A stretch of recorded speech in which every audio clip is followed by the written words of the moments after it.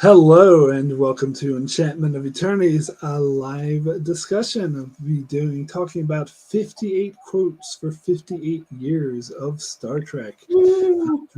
By patron supporter Jordan. Jordan, thanks so much for joining. And you came up with the idea to do 58 quotes for 58 years. Tell us a little bit about that idea. Absolutely. So I kind of stole the idea from AFI's 100 years, 100 movie quotes. So that's kind of the inspiration for this. Obviously, I didn't want to wait 100 years. So I kind of just like, when was the first episode of Star Trek broadcasted? And like, oh, it was 58 years ago. So there you go, 58 years, 58 Star Trek quotes. So I think I came up with a list. I sent it to you, and then you and I kind of looked it over multiple times and came up with quotes that we both enjoy and also are well known. Some are not so well known. But I think one of the criteria we kind of decided early was to kind of take out, the quotes you hear in a lot of episodes, like "Today is a good day to die." That was thrown out because you just hear it too many times. Phasers on stun, beam me up, all those were just kind of tossed out because they're just too generic. Energize, make it so. Energize, red alert, resistance is futile. Yeah, I want it more specific, like quotes that are sort of more specific to certain episodes of movies. Yeah, absolutely. And it ended up being a better list as a result. So you kind of pushed us in that direction, and I kind of liked it. And you put in quotes that you liked, I put in quotes that I liked. And I think overall we came up with a pretty good list. So, it's definitely heavily geared towards beginner, the first 5 TV shows.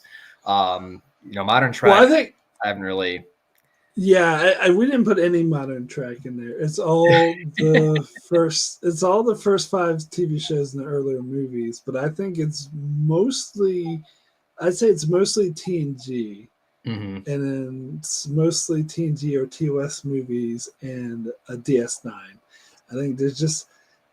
I think I sprinkled in like 2 Enterprise quotes because there weren't any in there. Yeah. And there's like a couple of Voyager ones. Yeah, I put in a few Voyager. A lot of the movies, a lot of TOS, a lot of TNG. But when I think about it, like the writing was better.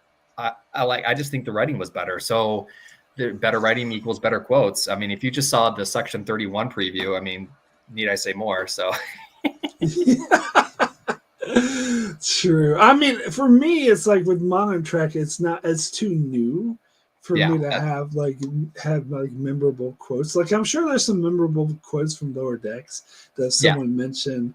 I'd be like, oh yeah, that's a memorable quote. But it's not like it's not stuck in the back of my brain the way these shows that came out in the 90s are. Yeah, and these old scientists had a lot of good quotes. The crossover. Strange New Worlds and Lower Decks. I had a lot of great quotes too, but it's like I've only seen that episode like 3 or 4 times compared to some of these episodes on the list I've seen 15, 16 times. So, Yeah, and talking about the sort of common quotes, I'm trying because I did slip in one from McCoy because it was specific to an episode.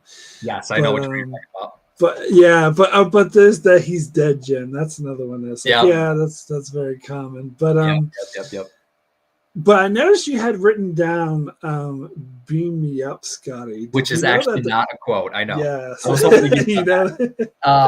it's funny because that is actually never uttered in Star Trek, and yet I don't know how it happened, but apparently it was uttered like on some talk show that William Shatner was attending or something. And okay, I hadn't heard that. Yeah, and that's how it kind of just took off. So they were trying to promote the show on some talk show. Either there was when it was in syndication in the 70s or when it was live in the 60s. But apparently that's how it got started. And "Beam me up, Scotty" now was suddenly like, oh, that was a quote Kirk says all the time. He actually never says it once. And then, but yeah, it's never spoken in the entire. So, but I noticed when I was watching the animated series, there is one point in the animated series where he does say "Beam us up, Scotty." Yes, and in Generations, he does say "beam them out of there, Scotty." So he does, beam them out of there. Yeah, correct. So the writers took that and kind of played with it in the later adaptions, because they were like, "This is never spoken," but maybe they didn't even know, when they kind of put it in screenplays. It's funny. Yeah, but there's a lot of like common misquotes. To me, I think the most common are "beam me up, Scotty," and then "Luke, I am your father," and I think "play it again, Sam." I think is another one. Yes. Yeah. So. Just watch Casablanca for the first time last week. Yeah, absolutely. So that actually was in there, and I was hoping you would catch that. Because it's actually not a quote, but we took that out as well, because one, it's not a quote, and two, too generic. So these are really specific, but very memorable, and fantastic quotes. And sometimes there are fantastic quotes in fantastic episodes. Sometimes there are fantastic quotes in terrible episodes. So it's going to be fun to go through the list and see kind of how the quote matches with the episode overall. Yeah, and I think definitely for me, some of the ones I added are definitely personal to me, like stuff that I used to quote all the time, and maybe not other people might not be as familiar with, but I was like, no, I got to put them there. Right. And there's one quote, fans of my channel will know what I'm talking about. Well, when we get to it, there's one quote that was like, it's essential to my channel. It's like, I have to put it in there for this channel. And I think some of you probably already know what I'm talking about. But anyway, yeah, let's go ahead. Let's jump in. Absolutely. I think the first quote is yours. So yes, if you want to take it? I do. So first quote, and this is all in no particular order. No particular order. It's just random order. So the first quote is, I gotta say it, like, I think he did a little too much LDS. LDS, Dr. Taylor. Yeah. LDS. Yes. So that's Kirk, Star Trek IV, The Voyage Home. My funny story about this quote is I first saw this movie in the theaters when I was 8 years old. Oh my gosh, that's crazy. And I remember like going up to my mother and asking her, like, what's LDS? and she was like, oh, it's a joke because he's trying to say LSD, which is a drug. Right. Because I didn't even know what LSD was. Right. I was like, and so that's the first time I heard of LSD was this movie. I love that whole scene with Spock, and it's like LDS, says, Dr. Taylor, and it was like, yeah, he was in the peace movement at Berkeley, and then Julian's like, you were in the peace movement, and you were at Berkeley, and Spock says, I was not. And yeah, memory problems too. That whole scene is just great. Just great interaction between the three of them. They have great chemistry. The LDS. Jillian's Catherine, her reaction's hilarious. Yeah. I mean, I had to limit myself to the quotes from Star Trek 4 because there's so many good ones, especially in that scene alone with Spock and Kirk and Jillian. Was it? Oh, I don't think I put this in. No, maybe I did or took it out, so I'll save it. I can't remember if it's still in there. So we'll move on. Yep. So the next one is yours. Yes, I mean, come on. This is even known by non-Star Trek fans. You even hear like this in lyrics of songs, like random songs, like Wrath of Khan is just, I mean, this is like iconic. This is such an iconic quote. Spoken first by Kirk in Wrath of Khan. I believe it was spoken again by Spock in one of the J.B. Abrams. Oh yeah, no, I don't even count that. I was just going by Kirk from Wrath of Khan. Yes, no, it was Into Darkness. Spock. Yes, Into Darkness. Yeah. So that was. But they were just playing off of 100%, totally. Yeah. Yeah, but Wrath of Khan is so many great quotes. There will definitely be more Wrath of Khan quotes on this list, but that is by far my favorite one. And just William Shatner. And would you say this is overacting on his part? I think he sells it pretty well, personally. No, actually, I think this is one of the rare. I think William Shatner, first of all, I gotta say, he was better in the movies. He wasn't as bad in the movies as he was in the show. And I think this is not overacting, actually. I think it's, I mean, he is kind of over the top yelling, but I think it works. Like, it doesn't seem like artificial, like it fits in the scene. And yeah, I've seen so many parodies of this over the years. Yeah. I remember.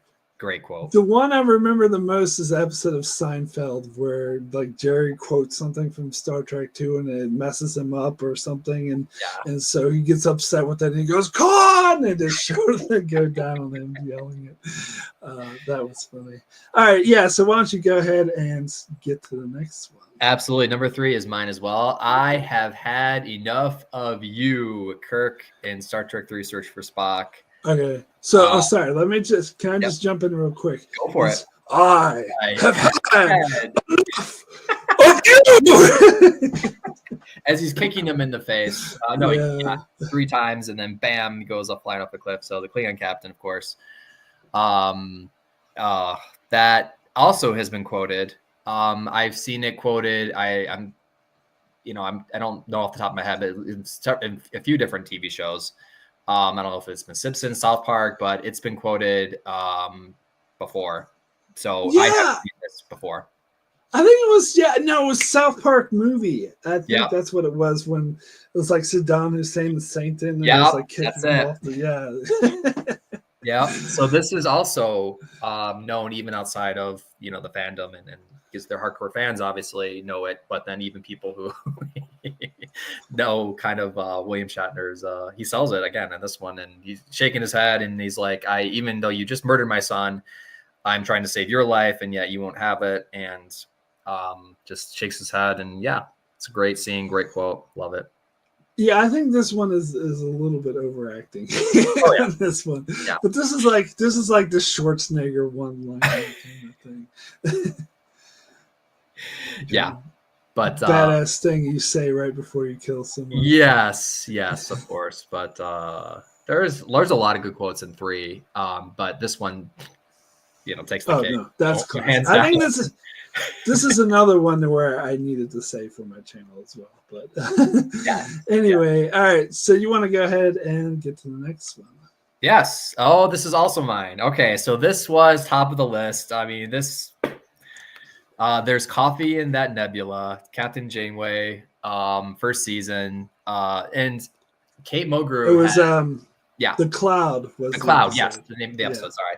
So season 1, The Cloud, and they're trying to look for resources because the resources are dwindling. They're lost in the Delta Quadrant, which was a great, great way to sell the struggle that the crew was having in season 1, which I kind of felt that they lost as the show went on. But this is a great quote, and Kate Mulgrew has said in conventions that she knows this quote, and she's even quoted it during panels and such. And Tim Ross has said like you think we remember everything we say in episodes? We don't. He just because fans will like, hey, you remember when you said this quote? And like, no, I do not remember that. Kate Mulgrew remembers this quote, and this is definitely her most famous one. And it's funny. I'm curious, like, what other quotes on this list that the actors remember, but the actors don't remember. Yeah, no, this is definitely one of the more memorable ones. I've seen it on T-shirts, and I think I've seen memes about it. So yeah, I've seen tons of people quote this. This is like, I think maybe Janeway's most iconic quote is the fact that she's obsessed with coffee. But totally relate. Really? I'm not I'm not a coffee guy myself. Yeah, really. I don't want something better. I want coffee. And then it's a tad richer than what you're used to, and he's pouring it. It's like dripping down like that. Right. All right. So, all right, I'll go ahead and do the next one, which is one of my favorite quotes, and I love quoting this out of context. It appears we have lost our sex appeal, Captain. That's from Tuvok from the episode Elogium, and I'm not going to give you the context because it's better without the context. It was just that's something I noticed like a while ago, and I've seen some memes like pointing this out, like just a screenshot of him and subtitles of him saying that because it's just so perfect that's just to hear Tuvok say it in that monotone voice. Yeah, and this is I think our first, perhaps the only one on the list where it's a good quote in a not so great episode. Elogium is one of those episodes you can just watch it and just forget about it. I think I've seen it fully 3 or 4 times. And this quote is unfortunately forgettable as a result because the episode's kind of forgettable. Yeah. I mean, I just remember the quote. I had to look up the episode because I was like, what episode is this from? And it's like, I always used to get this episode confused with, I think it's called Pertusion or something. The one where Neelix and Tom go to a planet, and this one is the one with pregnant or something. Like they're both really confusing. They're both like boring, forgettable episodes that had to do with Kes bullshit that you don't care about. Yeah, unfortunately, this is before her character was destroyed in season 3, but the Elogium is kind of a forgettable episode. But this quote, funny, but kind of a forgettable episode. Be funnier in probably a better episode. All right, so I'll get to the next one, which is not funny, but it's one of my favorite quotes. Nothing justifies genocide from Kira in Duet. Now, it's funny. I only put one quote from Duet in here because I know pretty much the whole episode by heart, like because I love that episode so much. But most of the quotes in Duet are more of dialogue, and we try to keep it to like one line and not like a back and forth. But to me, this was the good, like I've seen this again taken out of context just to be like it could apply to like any situation, to be like nothing justifies genocide, and it symbolizes that great chemistry that the two of them had, because I think the line right before this one was, that's what gave me strength, that's what justified my actions. And it's just, it's beautiful. I can't say enough good things about Duet. Absolutely. And it's funny because when you sent me this quote, I said to you, I think, well, you could argue the next line is equally as impactful when he says, what you call genocide, I'll call a day's work. Oh, God, yeah. And it's a terrible thing to say, but I remember that line much more than I do the previous line. So they go hand in hand, like you said. We're not talking about dialogue here, but there are so many good quotes in that show, in that episode, and I think this is our only Duet one. But we easily could have put in, when he's lamenting about when he's finally discovered that he is Ritso, and Kira's saying, "You're Eamon Ritso. You're the filing clerk. I know who you are." And he says, "You mistake me for that bug, that whimpering." Yeah, that whimpering nothing. You stupid Bajoran girl! Don't you know who I am? I'm your nemesis. So good. I'm your nightmare. Yeah, I was just thinking a great quote I should have put in. Enough good people have already died. That's another good one. Absolutely. Yeah. Yeah. It's in retrospect, we could totally add plus 4 or 5 quotes just from this episode alone because it's such a fantastic episode. But that whole scene is just really amazing. So absolutely. I think you just reviewed this recently, didn't you? Yeah, I did. Well, I did a revisited on for Patreon supporters, but I might be doing a live stream about this episode soon. Hint, hint, hint. Yeah. All right, I'll say the next one as well. Oh, yes, this is the one I was going to give away earlier, so it is on the list. I'm glad I saved it. Are you sure it isn't time for a colorful metaphor? Spock, Star Trek IV, The Voyage Home. Like, yeah, that's from the same scene, but again, that was like all the back and forth with them saying, "Oh, you were at Berkeley, no, you weren't," and she was going back and forth and yelling, and then that just randomly breaks. I like the comedic timing Like I'd never seen Leonard Nimoy and William Shatner had such good comedic timing. I know.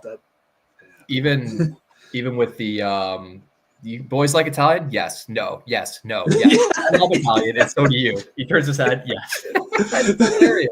It's so good. It's so they just sell it, and yeah. Are you sure it's not time for another call from L4? And and hearing him swear and trying to like get trying to sell the double dumbass on you, you and so forth. The hell I am. The hell you're not. The hell you're Wales. It's just it's great. Yeah, I mean that line was a good callback too. That's why that line I think was memorable because it works on so many levels. All right, so let's see. This one's all you. But I do have a question. Okay. Oh, right. Okay. Yes, the Enterprise. This to me is one of the more memorable Enterprise episodes. I said you're an ugly bastard.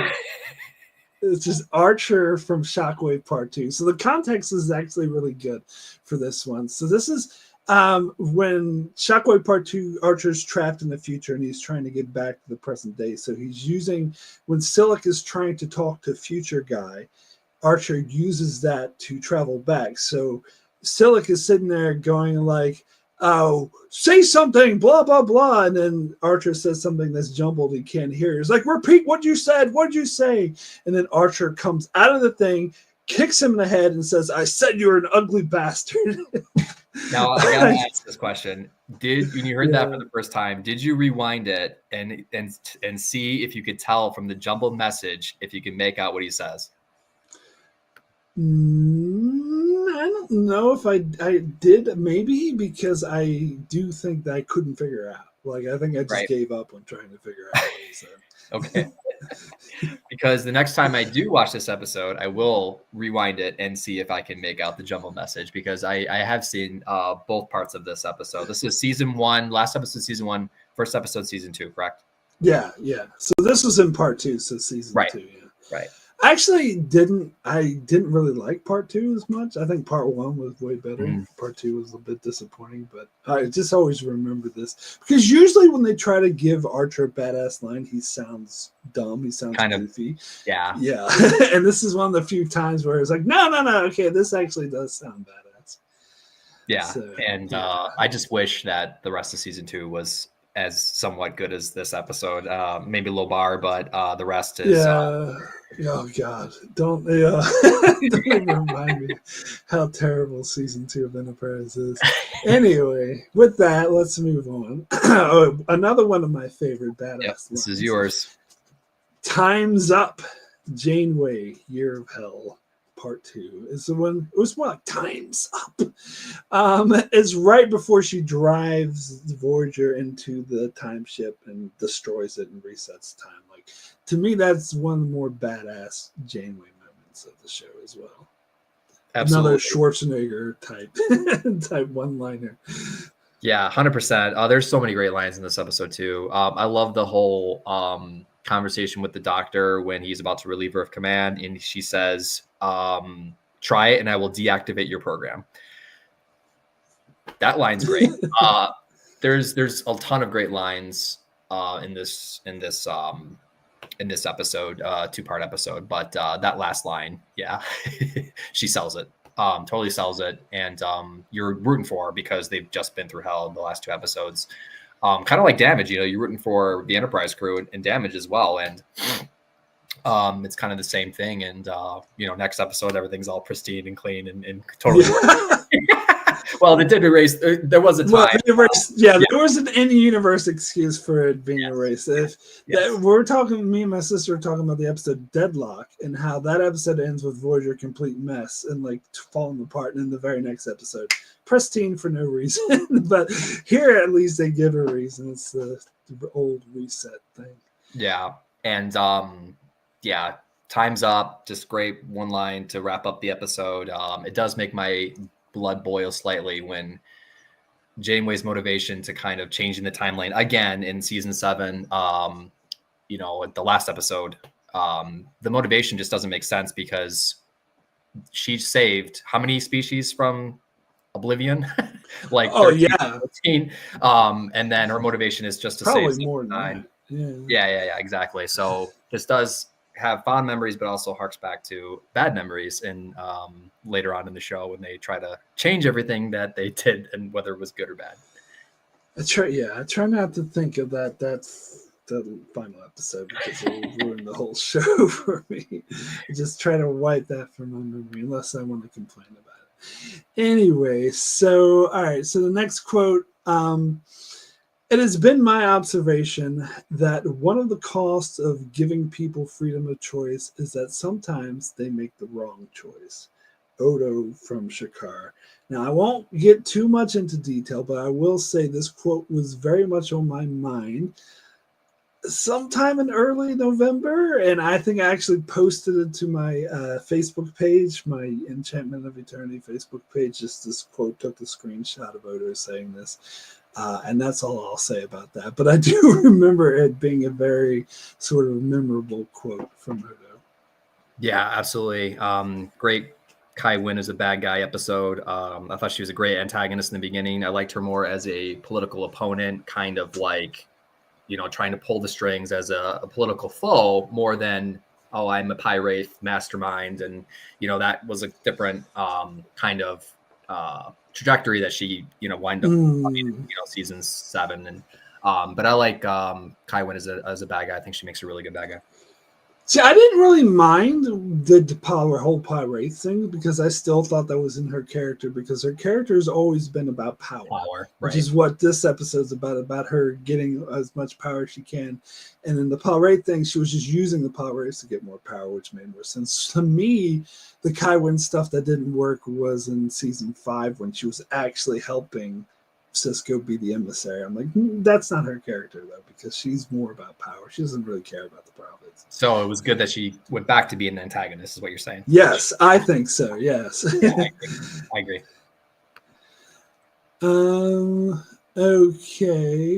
Okay. So the next one is yours. Yes. We're now on number 11.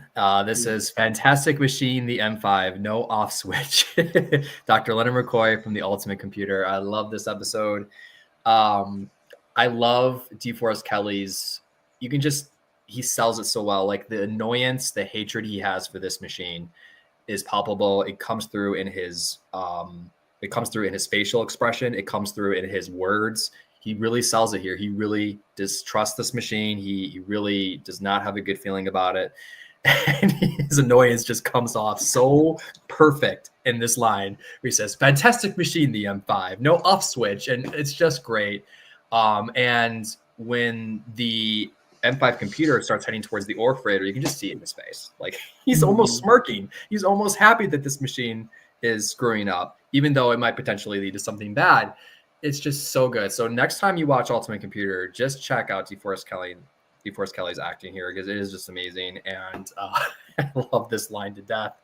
Right when the red alert comes up. Oh, it's perfect timing. Well, I think it's classic McCoy sarcasm. Like he's always good at throwing out some like sarcastic lines like these. That I think this works. This one never particularly stuck out to me, but I can see how it's like just another one of these great like sarcastic lines being like, "Oh yeah, great idea. Let's put a fucking machine around. That's just gonna kill everyone. Don't give it an off switch." Yes, exactly. And it's funny because like now more than ever we're having this conversation about what should let computers do for us and what we should not let computers do for us, and it's only going to become more relevant. Just like the last quote. So yeah. Yeah, absolutely. All right. So next one is a tearjerker one for me is you must comply. You're hurting me. 7 of 9 and drone. So this is what she says to one, right? Because he's not letting them save his life in order to save the whole ship. And his response to that is, "You will adapt." God, and I love how they use this Borg language to throw in this really emotional scene about like a mother figure watching her son figure die. And it's just, to me, it was just one of those gut-wrenching quotes. Absolutely. And if I'm not mistaken, I think she actually says this twice in the episode. She says it in the very beginning when she says, yes, that's correct. Yeah. In a different context, but she says, you are hurting me literally. And then you're hurting me as in like, you're hurting my heart. It's it's fantastic. And it really connects very well to the beginning of the story. Yeah, the line was a nice callback to that. Yeah, 100%. So that is season 5, episode 2, right after Night. So yes, some good season 5. All right. So next quote, another favorite of mine from another one of the favorite scenes. Once you rationalize the first misstep, it's easy to fall into a pattern of behavior. To Paul from Damage. So this is the whole speech. I thought I was saying the line, I won't let you do it, but that's more generic. I think what she says here is more, and it gets to the heart of, I actually think she has a really good point of what Archer is doing is not right, that he's attacking innocent people and he could fall into a behavior and do the same things over and over again. Once you rationalize something, and this is such a true statement in general too, that once you rationalize something, it just gets easier to keep doing it. And so I think it's a powerful line. Oh, when I read that quote from you, I was almost tempted to text you back and say, we should put into Paul's line about the Vulcan Science Academy has emphatically stated that time travel See, that's almost like a generic line. That's almost like a good day to die because you said it so freaking much. I know. She says it like 6 times in the episode. She's being tortured. The Vulcan Science Academy has stated that was impossible. I do like how eventually, like once she traveled back in time to Detroit, like eventually she stopped saying that. And then one time Archer was even like, oh, I thought you didn't believe in time travel. She's like, well, my trip to Detroit kind of from 2004 kind of changed my mind. Oh, God. Enterprise, I swear. It's like, it could have been so good. It could have been so good. And it's one of those, like, it kind of suffered the Dreamcast fate. It was a fantastic game console. Unfortunately, it wound up just being toast in 2 years. I just wish that we could have saved it like we did TNG. I think we were this close to saving it. It just no, it was political. It was the head because the CBS took over and the new head didn't like Rick Berman, which can't say I blame him for that, but he wasn't a fan of Star Trek, period. So right, it just sucked that right when the show got good. It's a shame that Manny couldn't have been in charge from the beginning, because maybe we could have gotten 4 good seasons. But anyway. But just to clarify, that line from T'Pol is from Shockwave, not from Damage. But I just had to put it in there because it's just. The science. No, she said it. It's from a lot of episodes. She said it a lot, but Shockwave, is when she said it repeatedly, like 6 times. Yeah. Let's see. I lost. Here we go. We're on 14. Okay. So that's you. I'm a doctor, not a ... is what I think I sent you originally. And you said, well, we got to be specific. We got to at least, we got to narrow it down, because he just says it so many times. And then obviously so many people copy it. Bashir copies it. So does the Doctor and Voyager. But the one we chose is I'm a doctor, not a bricklayer, which is from Devil in the Dark, Dr. McCoy. It's actually a pretty good episode. Special effects notwithstanding. I mean, this is the 60s. I mean, it's the original series. You gotta let that go. I'm a doctor, not a bricklayer. Just great McCoy line.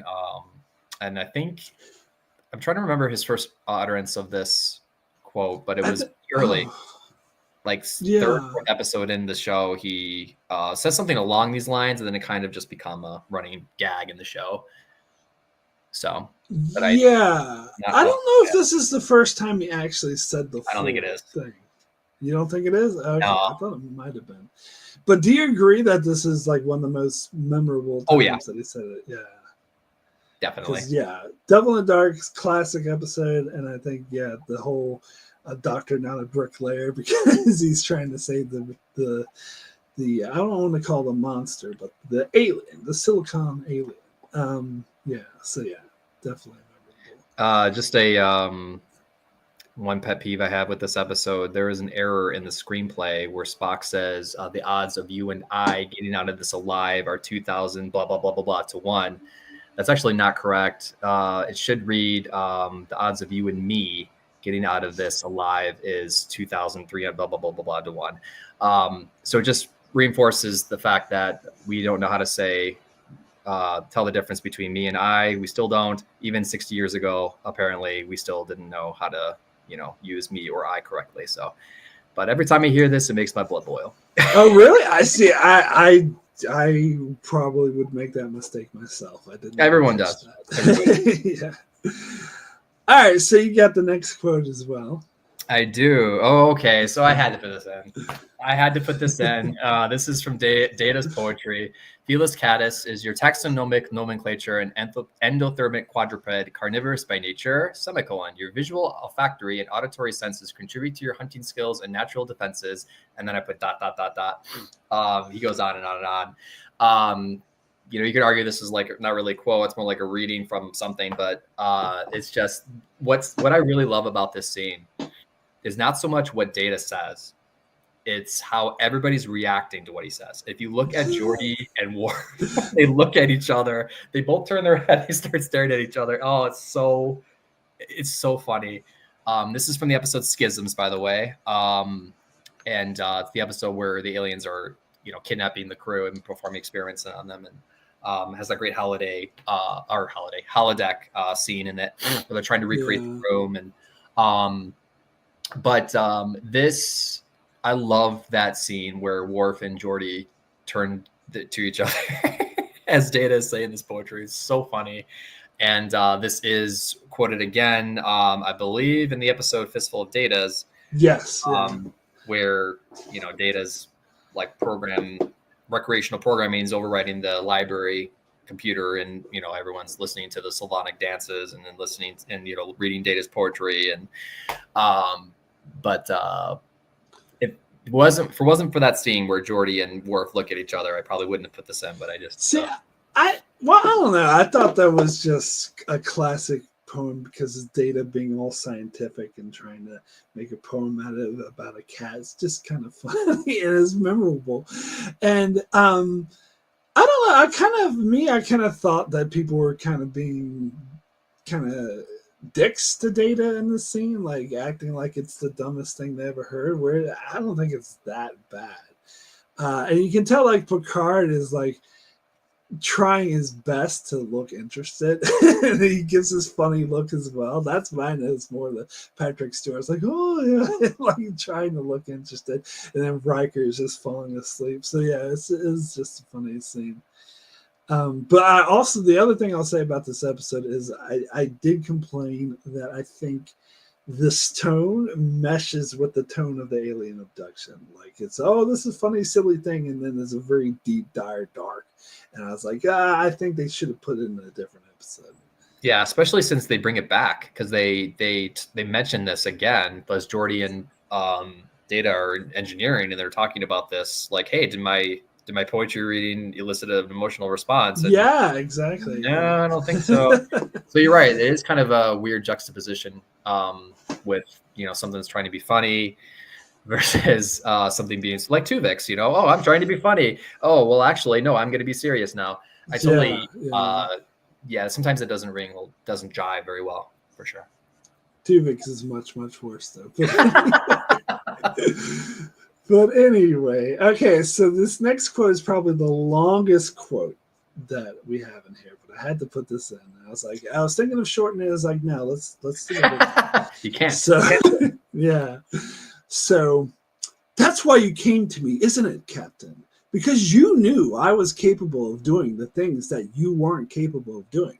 Well, it worked. And you'll get what you want, a war between the Romulans and the Dominion. And if your conscience is bothering you, you should soothe it with the knowledge that you may have just saved the entire Alpha Quadrant, and that all that cost was the life of one Romulan senator, one criminal, and the self-respect of one Starfleet officer. I don't know about you, but I would call that a bargain. That was a great read. That is Garrick from In the Pale Moonlight. Not the only quote from that episode we'll see on here, because that is another great quotable episode. But yeah, fucking Garrick, like he's so good. I had to restrain myself because I could have went crazy with the Garrick quotes, because Garrick has so many great quotes. He really does. And I think I also was trying to restrain myself. I think I originally sent you one or two.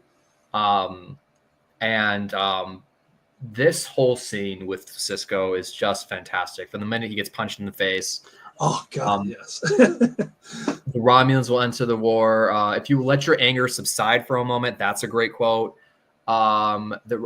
Just the way he's the way he says it, even if it's like something like, you know, the Romulans will enter the war, the way he says it is just so fantastic. That whole scene is just amazing. You know, you got one dead senator in one hand and one, you know, one optical data rod in the other. What conclusion would you make? It's just so good. And that whole scene, you could just, it's just, I mean, but I couldn't quote the whole scene. We'd be here all day. But yeah, the whole scene is just beautiful. Yeah. It's just, anyway. Okay. So, so the next one is yours. Yes. I do not believe in a no-win scenario. This is Kirk. Wrath of Khan, and put it another way, I don't like to lose as he's biting into the apple. The whole so wait, 1 second. I just want to interrupt for 1 second. Go for the whole thing with biting in the apple has been like a Hollywood cliche. I think this shows that you're an asshole, but in this case, he's not an asshole as much as he's like arrogant. So I think it's supposed 100%. to show arrogant. You bite into an apple is a Hollywood way to show that someone's arrogant. Yeah. I mean, it's hard to like not show your arrogance when you were just called out on cheating and you're proud of it. Like, hey, you're looking at the only man who beat the no-win scenario, right? McCoy is just pointing to him. But yeah, I know what you mean about the meme, but this is a great Kirk quote. And again, Wrath of Khan. I think this is our second one from Wrath of Khan. I believe so. Yeah. But great. I think I had to take a couple of Wrath of Khan quotes off because I love them, but but it's definitely a quotable film, and this quote in particular is, I think, definitely one of the more memorable ones. Oh yeah. And it comes back in the end because he is confronted with a no-win scenario at the end, so that even like sets up that beautiful ending. But yeah. All right. So the next one is yours as well. It is. So I was debating about putting this one in, but Patrick Stewart, his reaction to this line, or Picard's reaction to this line, is so good. Again, sometimes it's just the reaction that really sells it more than the actual quote itself. But this is, time is the fire in which we burn. This is quote number 18. Time is the fire in which we burn, by Soren in Star Trek Generations. And obviously it hits home for Picard because his whole family just died in a fire. So this, and then he brings it up again at the end of the movie where he says, no, I disagree. Time is more of a companion. It tells us to enjoy every moment because you never know when it'll be your last. So this is just a great kind of coming back to what Soren had said to him in 10 Forward. And I think it's just a great line and just great delivery. It really moves the story well. So me and my girlfriend at the time, my ex-girlfriend, used to quote Soren to each other a lot, but it wasn't actually this line. It was, time is like a predator. It's stalking you. Yeah.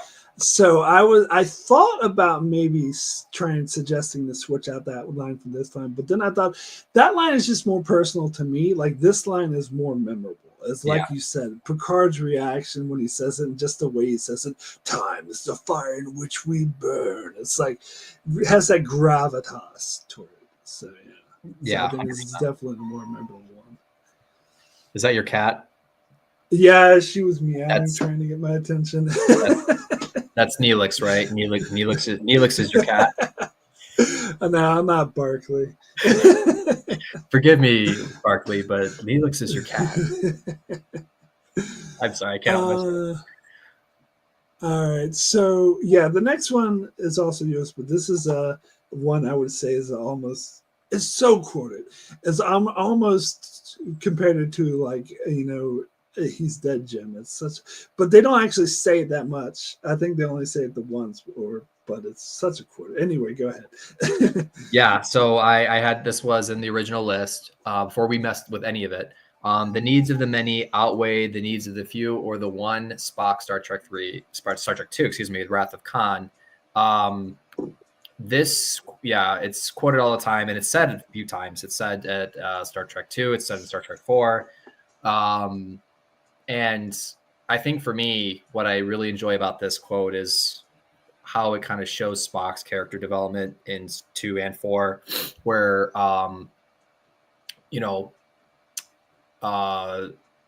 Spock's mom, Param, is it?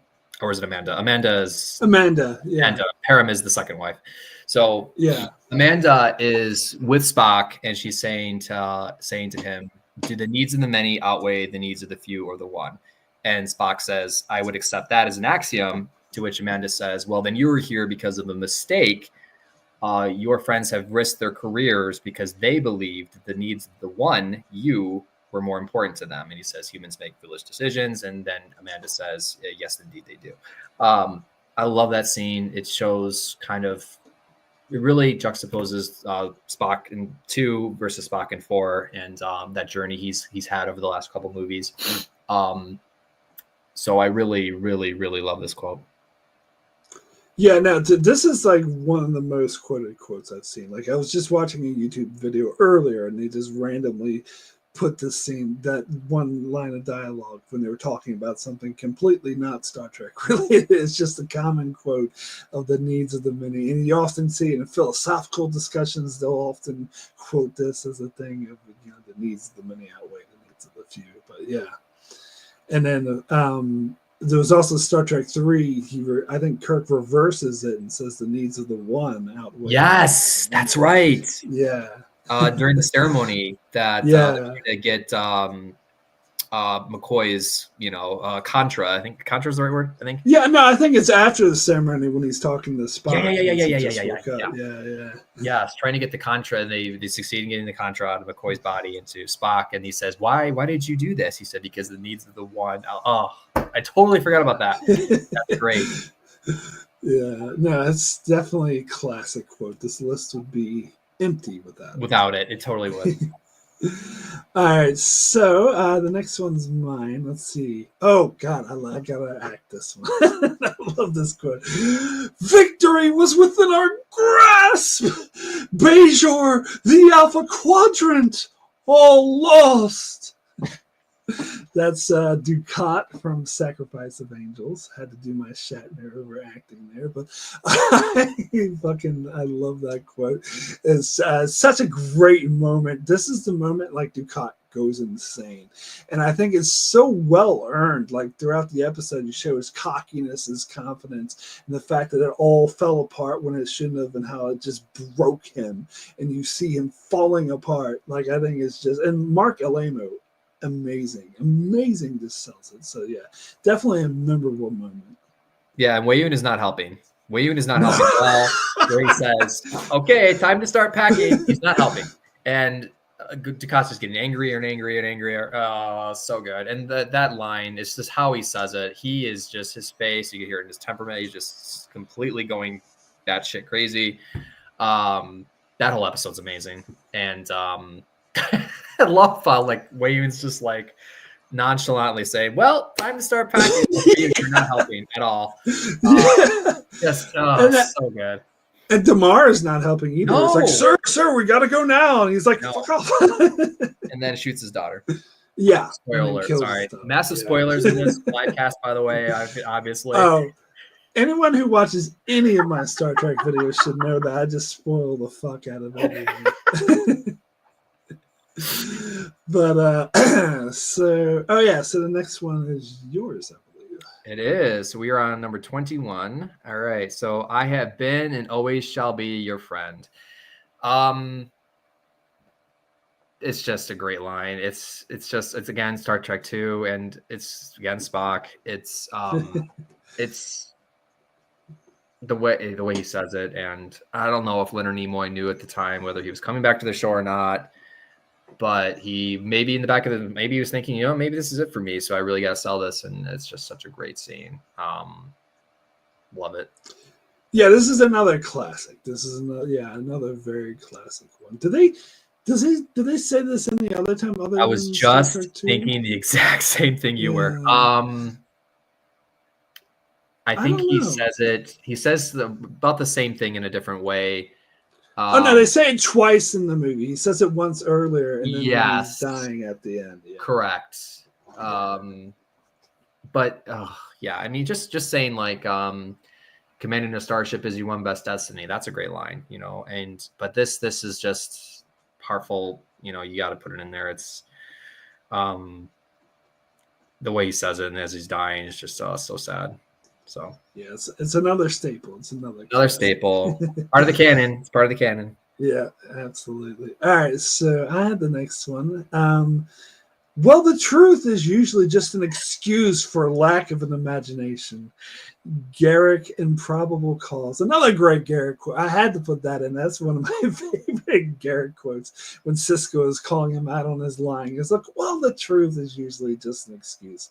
Like, that's totally bullshit, but it is such a Garak thing to say. It is just so classic Garak.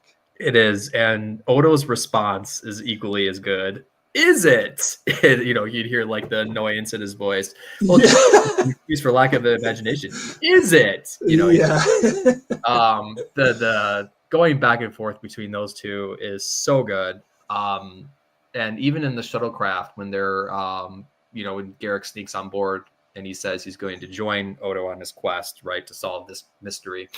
Odo's response where he's like, I'm sorry, are you telling a joke? Cardassian humor escapes me. Yeah. Trust me, when someone tries to kill you, this is no laughing matter. Perhaps, but I don't need your help on this mission.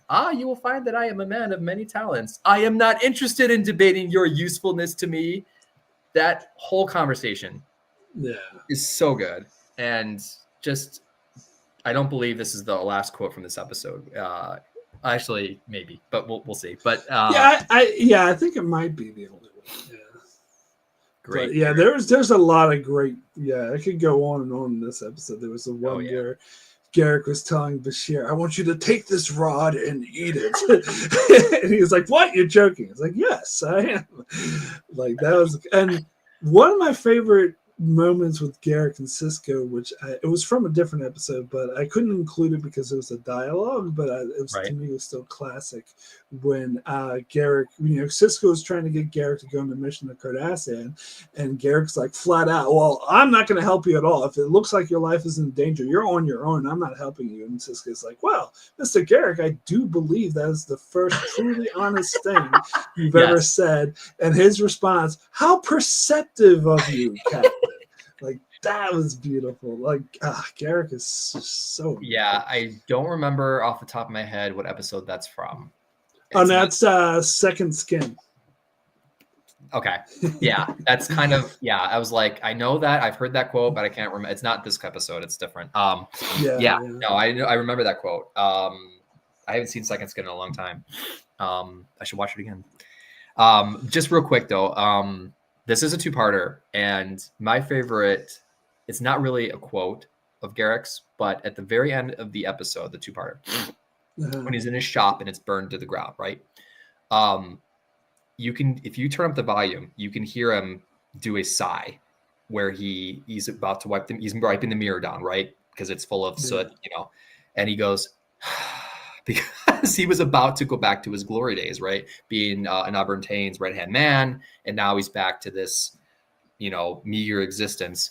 And if you turn up the volume, you can hear him sigh, and that just is a great, even though it's not really a quote, it's just a great, I don't know how to say it, mannerism, whatever. Oh, yeah, no, Andrew Robinson is just an amazing actor, just stirring in those little nuances, You know what the sad thing is? I'm a really good tailor. I was tempted. Yes, that's a good one too. Yeah. So yeah, Brandon Neil Hiles in the chat saying, next do 58 Garrett quotes. Yes, exactly. I mean, we could, but yeah. So many. All right. Let's see. I lost my spot. Okay, another one. Next one's mine as well. I love this one. Okay. I had to put this in. Is there a John Locke Pickard here? That's Q from Tapestry. Yeah, to me, that was always like a joke. I'd always used to joke around with my friends, and I first found that hilarious. To me, like Q isn't always funny. Sometimes Q's just annoying Voyager, and and sometimes it just doesn't work. But that was like the classic like Q humor. There's just the way he does it with that funny little walk as he comes in flowers. Like it's just so perfect. I think this one over the one that got thrown out for this one was Jean-Luc. Sometimes I think I only come to see you to hear these amazing speeches you tell. Yes, yeah. I think that was another good one. That was another good one. I think this one beat that one for a good cute quote. There's more cute quotes on this list, but is there a Jean-Luc Picard? Yes, that's great. Sleeping alone when he picks up the covers. Oh, it's even. Yeah. God, it's so good. Ugh. Okay, so yeah, the next one's yours. Another classic. This was on the original list. I had to put it on. Shut up, Wesley. Spoken by both Picard and Crusher, and Picard and Crusher at the same time. Yeah, this is episode Justice, if I'm not mistaken. Let me check. No, it's Data Lore. It is Data Lore. That's right. Yeah. Yes, it is Data Lore. It's because Wesley was trying to convince them that Data was Lore.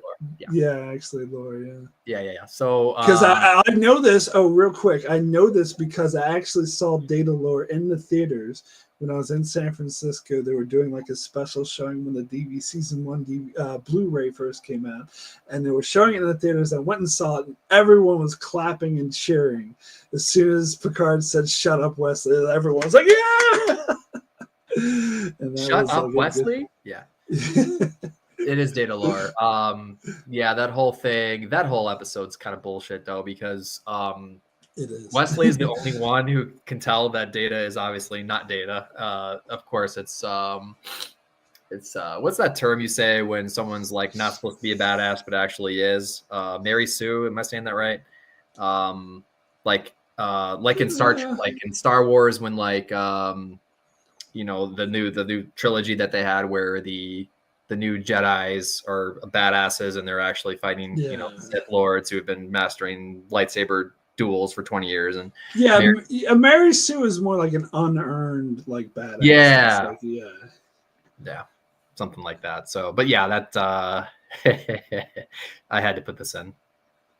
But yeah, Data Lore. That is definitely a classic. I know the next one is yours, but I want to do it if you don't. Go for it. No, go for it. Because I like acting this one. What does God need with a starship?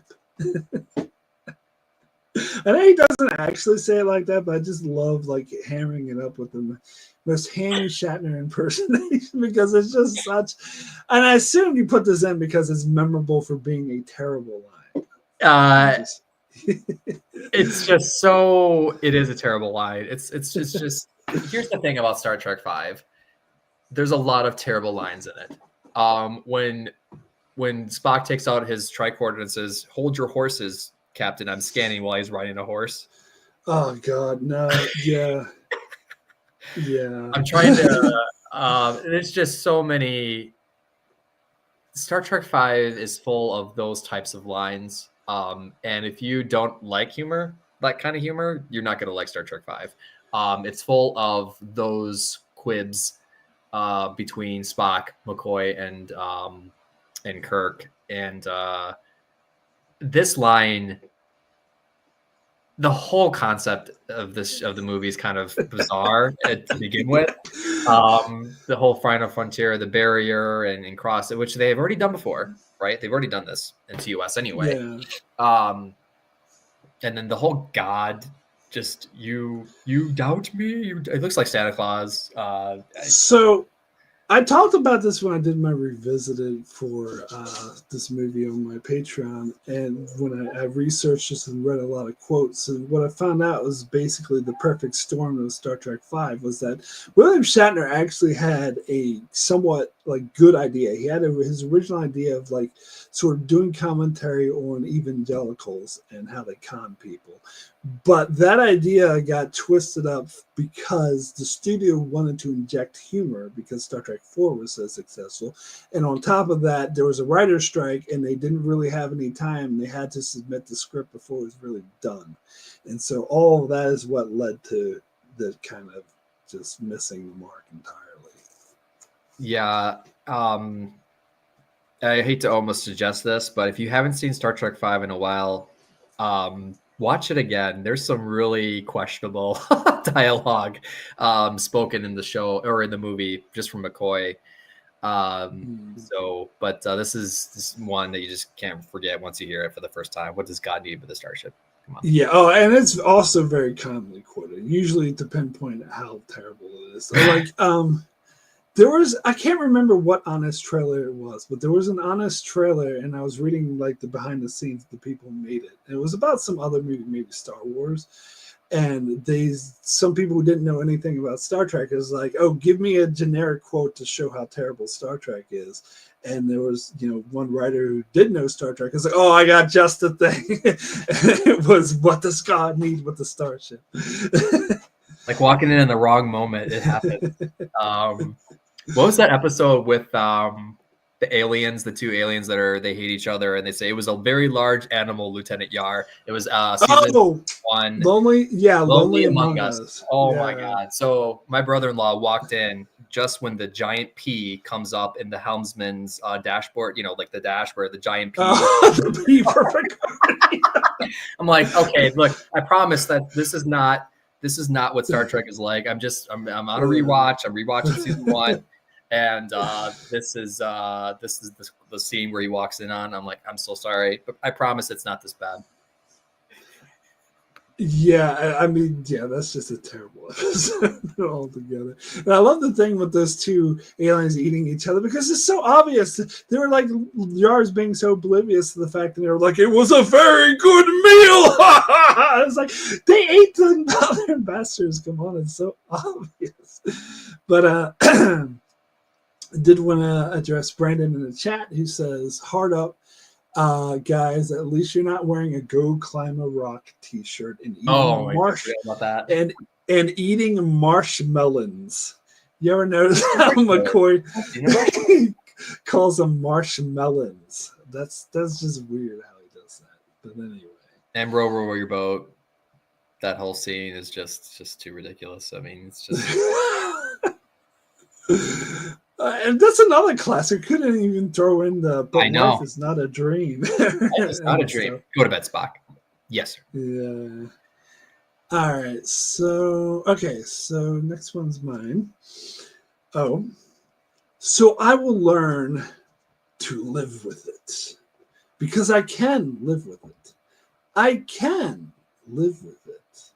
Computer, erase that entire personal log. That's obviously Cisco from In the Pale Moonlight, another classic In the Pale. To me, this is a classic one because I've heard so many different people quote it and sort of do it. I know Ira Steven Behr, if you saw the documentary, he had this thing he did in the post-credits where because they said they had a whole section on In the Pale Moonlight, but they couldn't fit in the documentary. And he was like, yeah, we couldn't fit it in, but I can live with it. I can live with it. That's great. But this is just a classic, man. And it's wrapping the episode up so damn well, and that's one of my favorite endings of Star Trek. I love that ending, and how it's kind of he's trying to lay this all out for himself, for a catharsis. He's like, there's got to be a catharsis here because I got to justify what I've done. And that where he says it and then boom, cuts out to the credits. Oh, so good. And just the music and everything. The music just cuts the credits. Yeah, it's so amazing. Yeah. All right. So the next one is yours. I almost wanted to cut this for being too generic, but there is a specific time, so I was like, okay, it is classic. And he does mention it more than once. Yeah. So it's I can't change the laws of physics by Scotty. I've got to have 30 minutes is I wanted to tackle that out as well, but I can't change the laws of physics, I told him. So he brings this up in Relics. Great episode. Yeah, but he brings this up in Relics. It is quoted again, I believe, in season 3, Allow Taurus. It's brought up, Naked Now, and Naked Time, excuse me. I always get those two mixed up. Naked Time is the good one. It's a good one. Naked Now is the terrible one. Yeah. I can't change the laws of physics. Just great Scotty line. And because it keeps coming back. And obviously the writers of Relics thought it was, what made Scotty Scotty. Even though he's always trying to overestimate how long things take. It's like, how you going to sell yourself as a miracle worker. This obviously isn't helping, but just great line. I love it. I mean, I always want to quote it as, I cannot change the laws of physics, but I went and watched it, the Naked Time anyway, and he just says it, he doesn't say it like that. He's just like, I can't change the laws of physics, like plain, but it's more fun to say it. No, of course. Of course. So, and yeah, he does mention it, I think, more than once in the original series. Of course, it's brought up in Relics. Neelix, what's wrong? What's wrong with Neelix? It's Lillian, just for the record. Not Neelix? Nah. Neelix is a cat. I can't help myself. Pathfinder, for those of you who are in the know. So yeah, love it.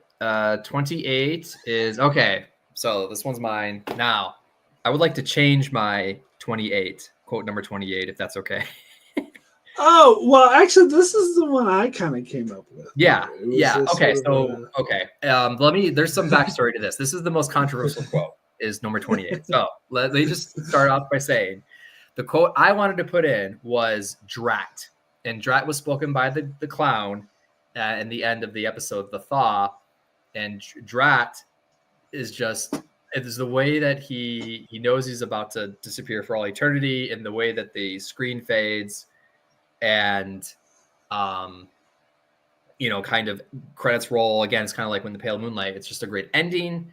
And I love how he just says Drat, because it's a word you never hear ever.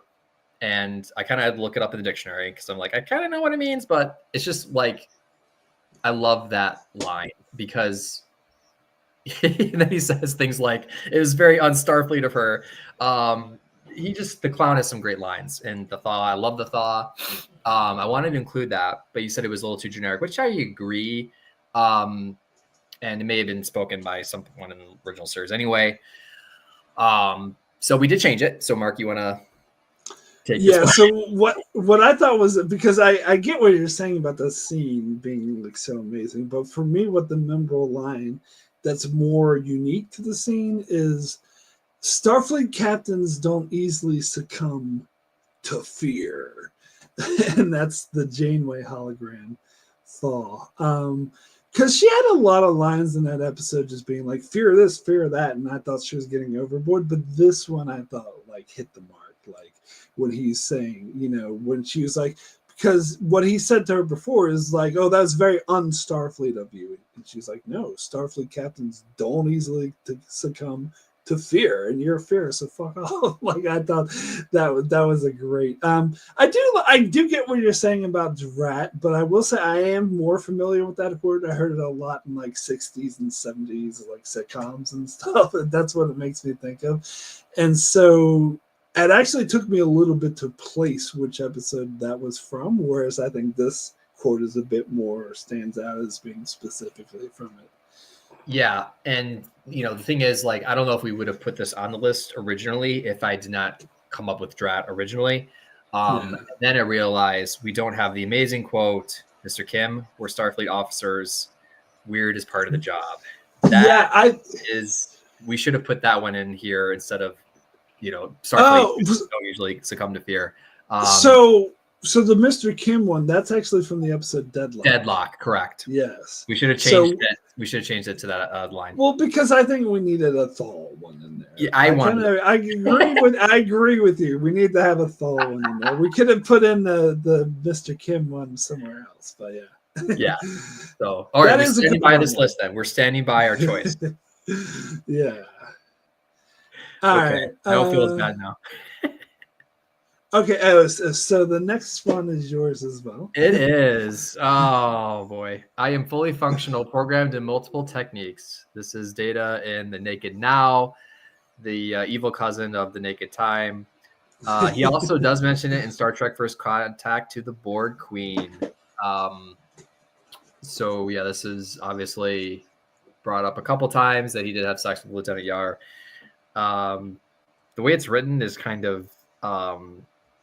what's the word? Not awkward, but kind of cringe, I'd say, almost. Kind of cringe. When you hear it, it's like, oh my God, Yeah, I think that's true for both The Naked Now and 100%. First Contact. Yeah. I remember when I saw First Contact in the theaters, and when the Borg Queen kissed Data, people were going, ooh, and stuff like that. But yeah, I mean, it is a classic, though. It is definitely the whole fully functional. That's a Roddenberry thing. You always have to make sure. Oh, yeah, totally. All right. So, next one is one I put in.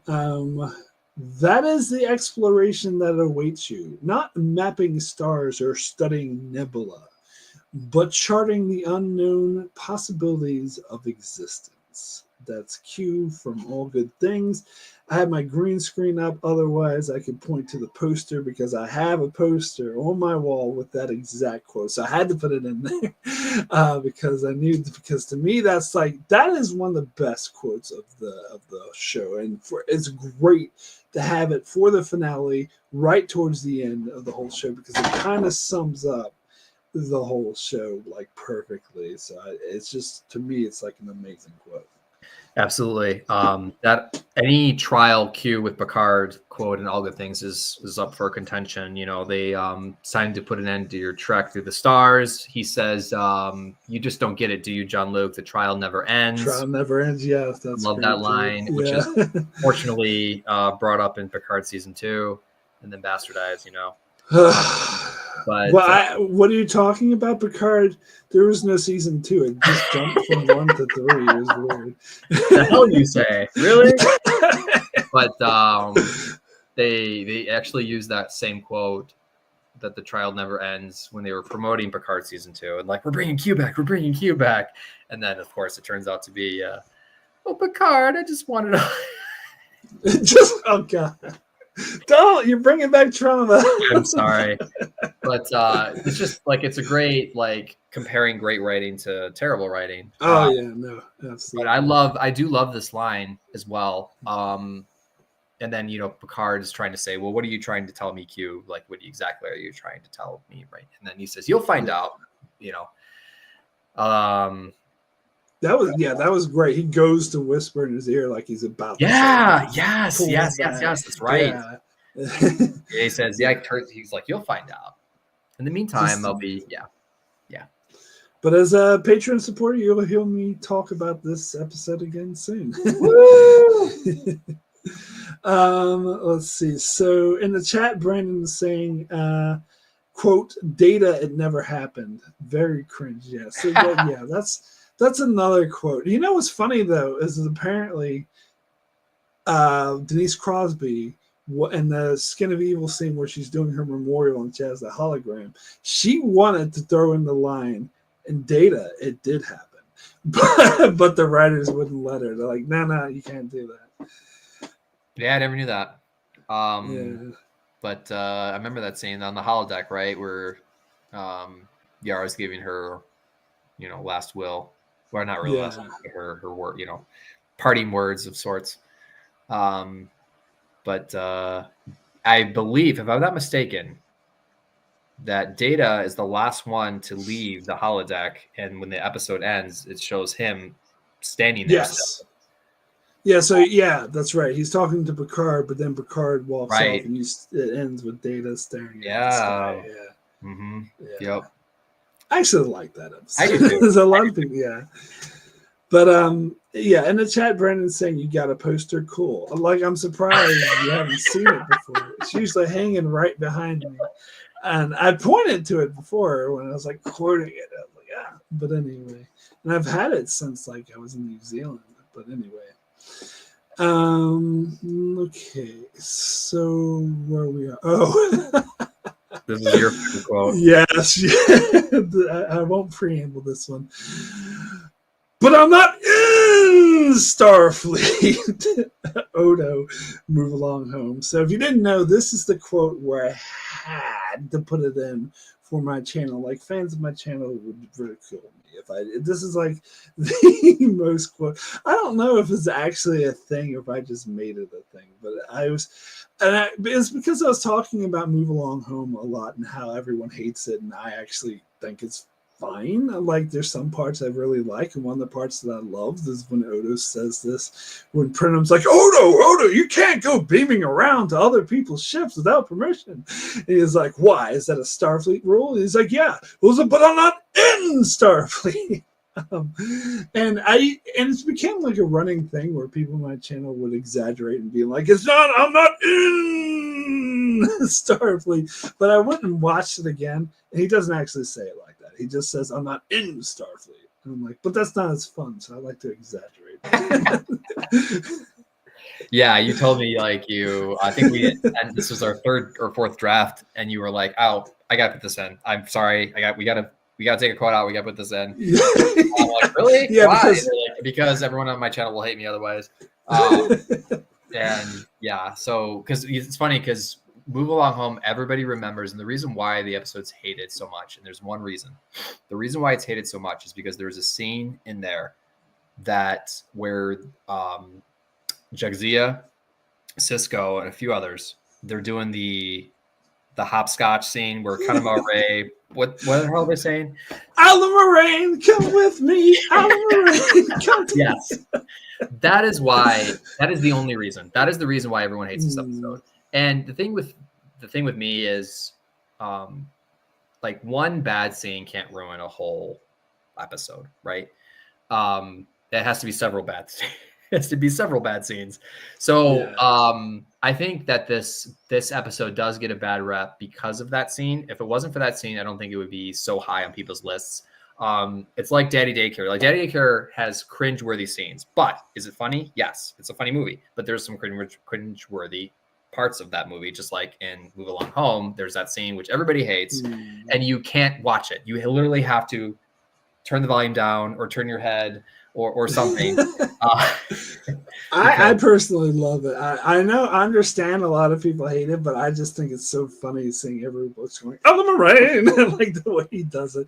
I get a kick out of it, but I understand why people don't like it. And I also heard people cite like the ending where he says it's only a game. Yeah, that's another reason why they hate it. But that's another quote I could have put in there because that, to me, that's a class. I actually love that. I love the fact he's like, after they thought the whole risks and everything, they thought their lives are in risk, and he's like, but it's only a game. Like, I would quote that a lot to people all the time. But anyway, yeah. What was the name of the game? Mark, I'll be impressed if you know this. What's the Contra? Chula. Yeah. Contra. No, totally off. I have seen that episode way too many times. I'm impressed. I am impressed. See, I actually used to love this episode when it first came. And then the hate came on. Yeah. Yeah. I was like 14 at the time. I didn't even know about the hate until like 20 years later. Yeah. I was like, wow, it kind of shocked me, but I was like, all right. All right. So, okay, next one. Okay, so this is one I fought for. I insisted that we keep this one because I used to quote this with my sister all of the time. He says I'm some sort of high-up chief of operations. It's Smiley from Crossover, so it's, Miles O'Brien parallel universe, mirror universe version. And that's exactly how we would quote it to each other. We would never just say it normally. We'd always just say some sort of high up chief of operations. I'm not sure how we ended up quoting that to each other a lot. She blames me for it. I think it was her that did it. But no, I think it was probably me. But there's more quotes from that episode I could have put in because there's a lot more we quote back and forth to each other. Like Garrick saying, don't make me use some foolish euphemism. Or Cisco saying, but that's more creative than he usually gets. Like, these are quotes we'd always go back and forth. But the chief of operations one, that was the biggest one. I know that's just the me thing, but I just had to have that in there. Yeah, we did go back and forth on this one because I had said to you, well, if you're going to put a smiley quote in, you got to put in, we may not, yes, Captain Bashir, Captain Cisco, we have enough, we don't have enough ships or weapons, but we have plenty of captains, or you know how it is. Because I sent you that quote. I said, well, we should, if you're going to mention Smiley, you got to mention this quote because this quote is just, we have plenty. That's a good quote too. That is a good quote too. I also like when, this is more of a dialogue though, but when Bashir, Mirror Universe Bashir, Mirror Universe O'Brien, or I know exactly what you're talking about. You know what I'm going to say? I do. Okay, goes, just to prove it. All right. To prove it. Okay. We did not talk about this, but I know exactly what scene you're talking about. You're talking about when Bashir says to Smiley, fine, but what do I do with all these torpedoes? And then Smiley says, I have a few suggestions. Then, the few suggestions, and he says, do you? Yeah, yes, you knew it exactly. Yeah, that was a great. Was that the quote you were talking about? You're thinking about? No, that was exactly it. Yeah, you were exactly right. Yeah, but that would not fall. Yeah, because that's too hard to put in here. Because without the dialogue, it doesn't make sense, right? What am I supposed to do with all these torpedoes? I have a few suggestions. Do you now? Yeah, it's a good back and forth. Such great stuff. All right, so this next this next quote, I wrote it like I'm going to say it. I didn't write it properly. Dinner I like the candle, and dinner I go to the house. Quint from Sub Rosa. Yeah, I'm sorry. I absolutely had to throw that in there. Any Patreon supporters that saw the revisit it, I did for that recently, will know why. That's just and this is definitely like the cringe quote to show. I don't know. It's not so much that to show how terrible the episode is, but it's funny. It's a funny quote to show it's funny how terrible the episode is. The dinner I like the candle, and dinner I go to the house. And I don't mean to be, insulting to any Scottish people out there, but it's the episode I'm making fun of, not the Scottish accent. But anyway. Yeah. That revisit of yours was hilarious. I love this kind of music. I don't know how you pulled it. You had some kind of recording device where you kept on playing it over and over again. I was laughing like crazy. It's recent too, because we just wrapping up season 7 here. Yeah. And it's bad. It's so bad. That is not the only Sub Rosa quote we have on this list. Mark, we also have. Is it the next one? Oh, okay. All right. You're not Nana. Nana's dead. Leave her alone! Dr. Crusher from Sub Rosa. And the thing is, I don't feel like I can ever do that scream justice. Yeah, I can't do it the way Gates McFadden does. It's some of the cheesiest, over-the-top overacting I have ever seen. It's like a specialty. Like, I can't replicate that. Yeah. Sub Rosa is filled with all kinds of great lines. My favorite is Data on the bridge, where he says, it appears to be a condensed suspension of water vapor, approximately 1 degree Celsius. And then Picard says, fog? Like, yeah, fog. A condensed suspension of water vapor, approximately 1 degree Celsius. That's my favorite. Did Data respond by saying, I believe I just said that? Or no, unfortunately not. Oh, he didn't? Okay. Yeah, right. He does sometimes, but here he does. Yeah. It would have been funnier if he said, yes, sir, fog. Something like that. But he doesn't. Yeah. But I love that line. I love, yes, you're not Nana. Nana's dead. Leave her alone. And, you know, it's so bad. And the dead grandma waking up, possessed dead grandma, right? Beverly. Oh, it's okay, Beverly. Okay. Yeah. That's so terrible. Yeah, we could keep going about Sub Rosa. Yeah. Terrible episode. And this definitely falls in the terrible quote, terrible episode. Whereas with you know, with the what Tuvok said about being we lost our sex appeal captain. That actually is a good quote of that episode.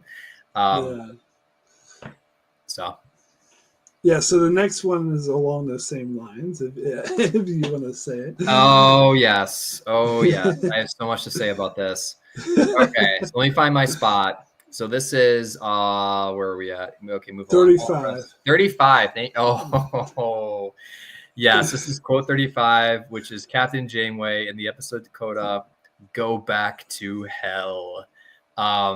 Yeah, she says it more like, "Go back to hell." Yeah, coward. She adds coward at the end, but no one ever. Oh, she does? Oh, she does. I didn't remember that. You're laughing so much you can never hear it, right? Yeah, exactly. Line. So this is Coda. This is the alien that is pretending to be Janeway's dad. And oh my God, the dialogue before this quote is equally cringe worthy. And I'm paraphrasing here, but it goes something along the lines of, you lead a very dangerous life, Captain. You're in a dangerous profession and you face death every day. Know this, I will be waiting. One day you will join me in my Matrix. You will join me in my Matrix and you will nourish me forever and ever. Oh, it's just so terrible. And then Janeway's response is even worse. Go back to hell. But I gotta say, I'm really happy to hear you say how much this episode sucks, because sometimes I feel like I'm alone. No. Because I've heard so many people try to defend this. Like my sister, for example, thinks it's okay. She's like, "Oh, that's okay. There's nothing that wrong with this episode." And like, to me, this is like the worst one, probably, if not the worst written episode of the franchise, is one of the worst written episodes. It's like it's so obvious that they had like 3 or 4 different story ideas, right, and just smushed them all together. Janeway with the Peons, the time loop. Time loop, and then like the whole monster thing, and that's very TOS, the whole creature that feeds off of death or whatever. It's like, and then the doctor like kills Janeway. Euthanize her against her will. Like, even if it's a fantasy, that's still like, no one would ever buy that. Like, just take it. Take deep breaths. Let it. But I don't understand why people defend this episode. I don't. It really blows my mind. It's like episodes like Sub Rosa, people recognize, and no one tries to defend that except for Jerry Taylor used to, apparently, and Michael Piller. But most people don't try to defend it. But with this episode, there's so many people like, "Oh, it's not that bad." Like, yes, it is. Yes, it is. Jesus. But to be honest, like, I never really stuck onto this quote that much until it was pointed out to me by other people. I guess I tried to block this episode out of my memory. Exactly. But once they pointed out, I'm like, oh my God, yes, that was so bad. Yeah, but he said Matrix before there was a actually, no, he didn't. Actually, maybe. Matrix, yeah, no, it was. It would have been that. This would have been like 96. So before Matrix, yeah. Yeah. Hey. Maybe that's where they got the idea from. Now it was like they used the word Matrix a lot in sci-fi even before. Yeah, that's true. In fact, when the Matrix came out, I thought, oh, that's like a Star Trek reference because they use that term a lot. All right, so the next one, I think I might have substituted this one from a different one you had in the same episode. I did. Yes. Okay. Yep. So it's.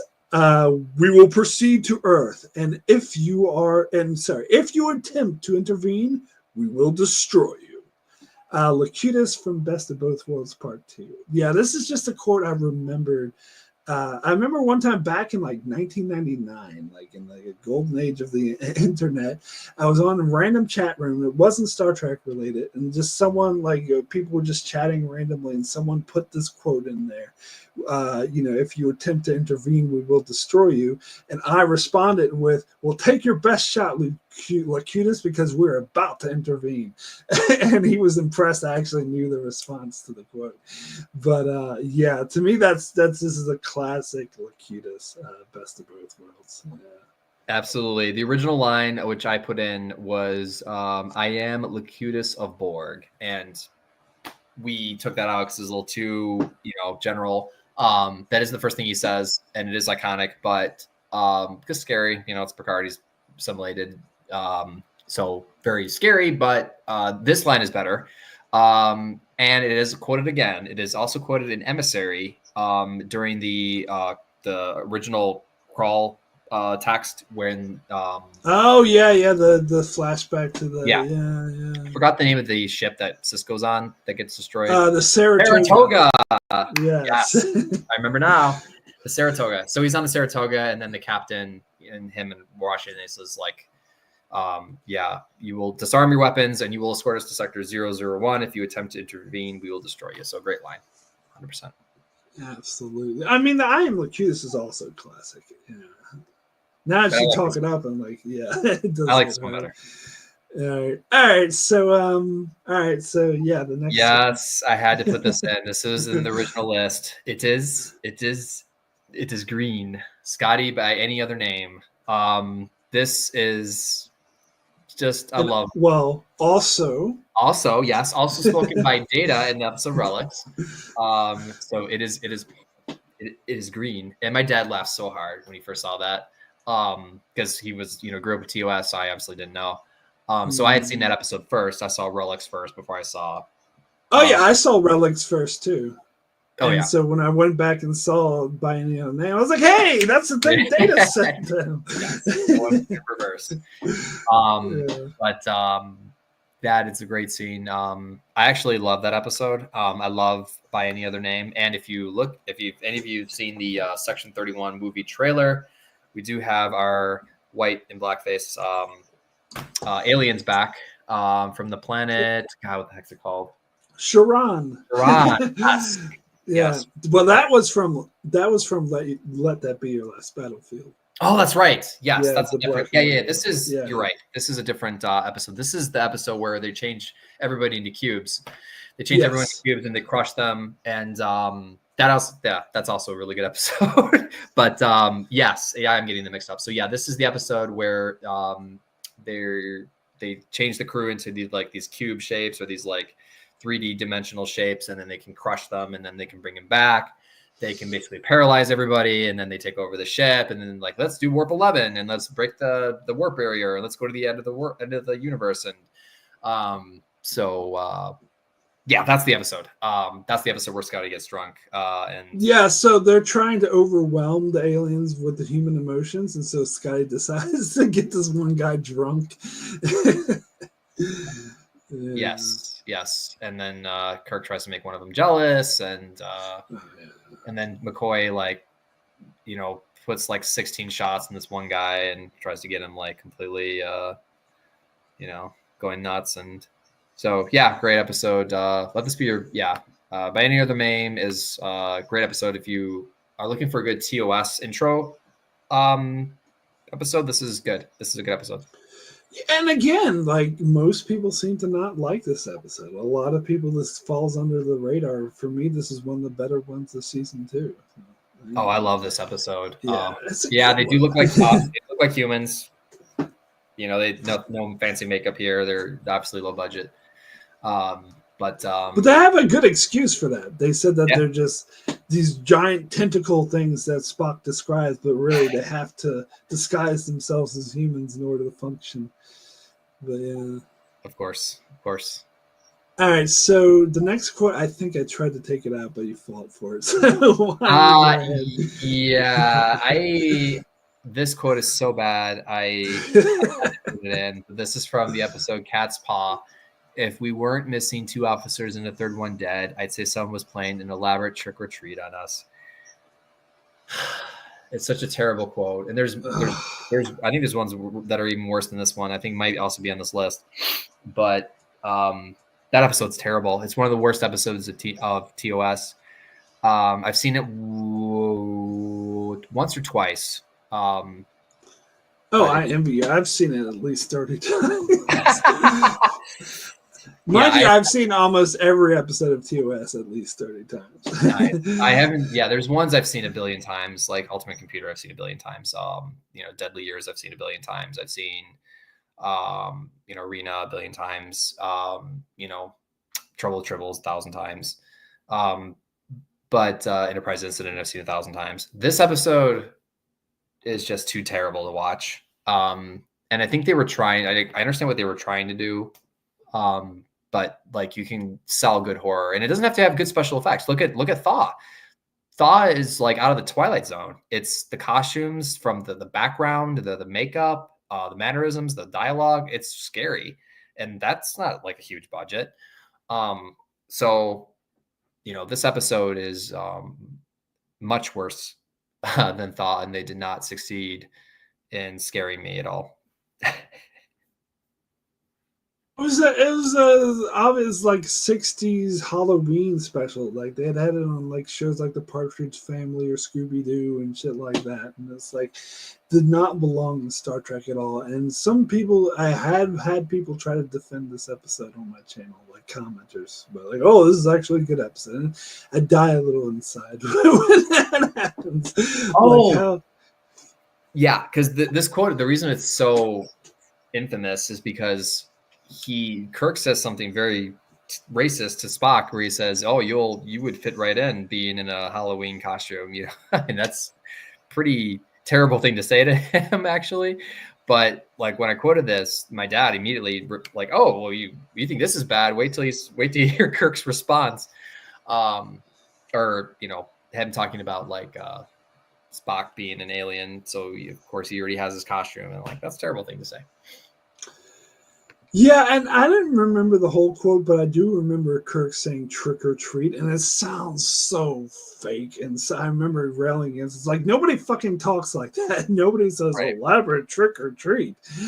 Like, damn, it's just.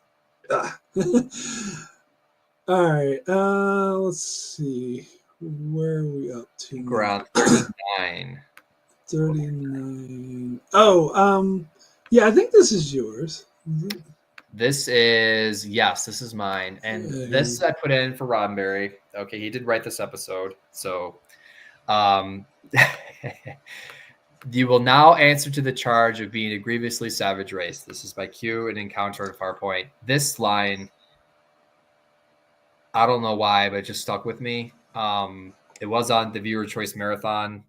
Right before the Viewer's Choice Marathon, they had this like 1 hour special about TNG to promote the movie and to promote, Generations. And this quote was spoken, in that during the reels, and Gene Roddenberry's not the greatest writer, but he did write the screenplay for this episode. I think it's credited with somebody else, but he did write Cage. He did write this episode. Other than that, I'm not sure what credits he has.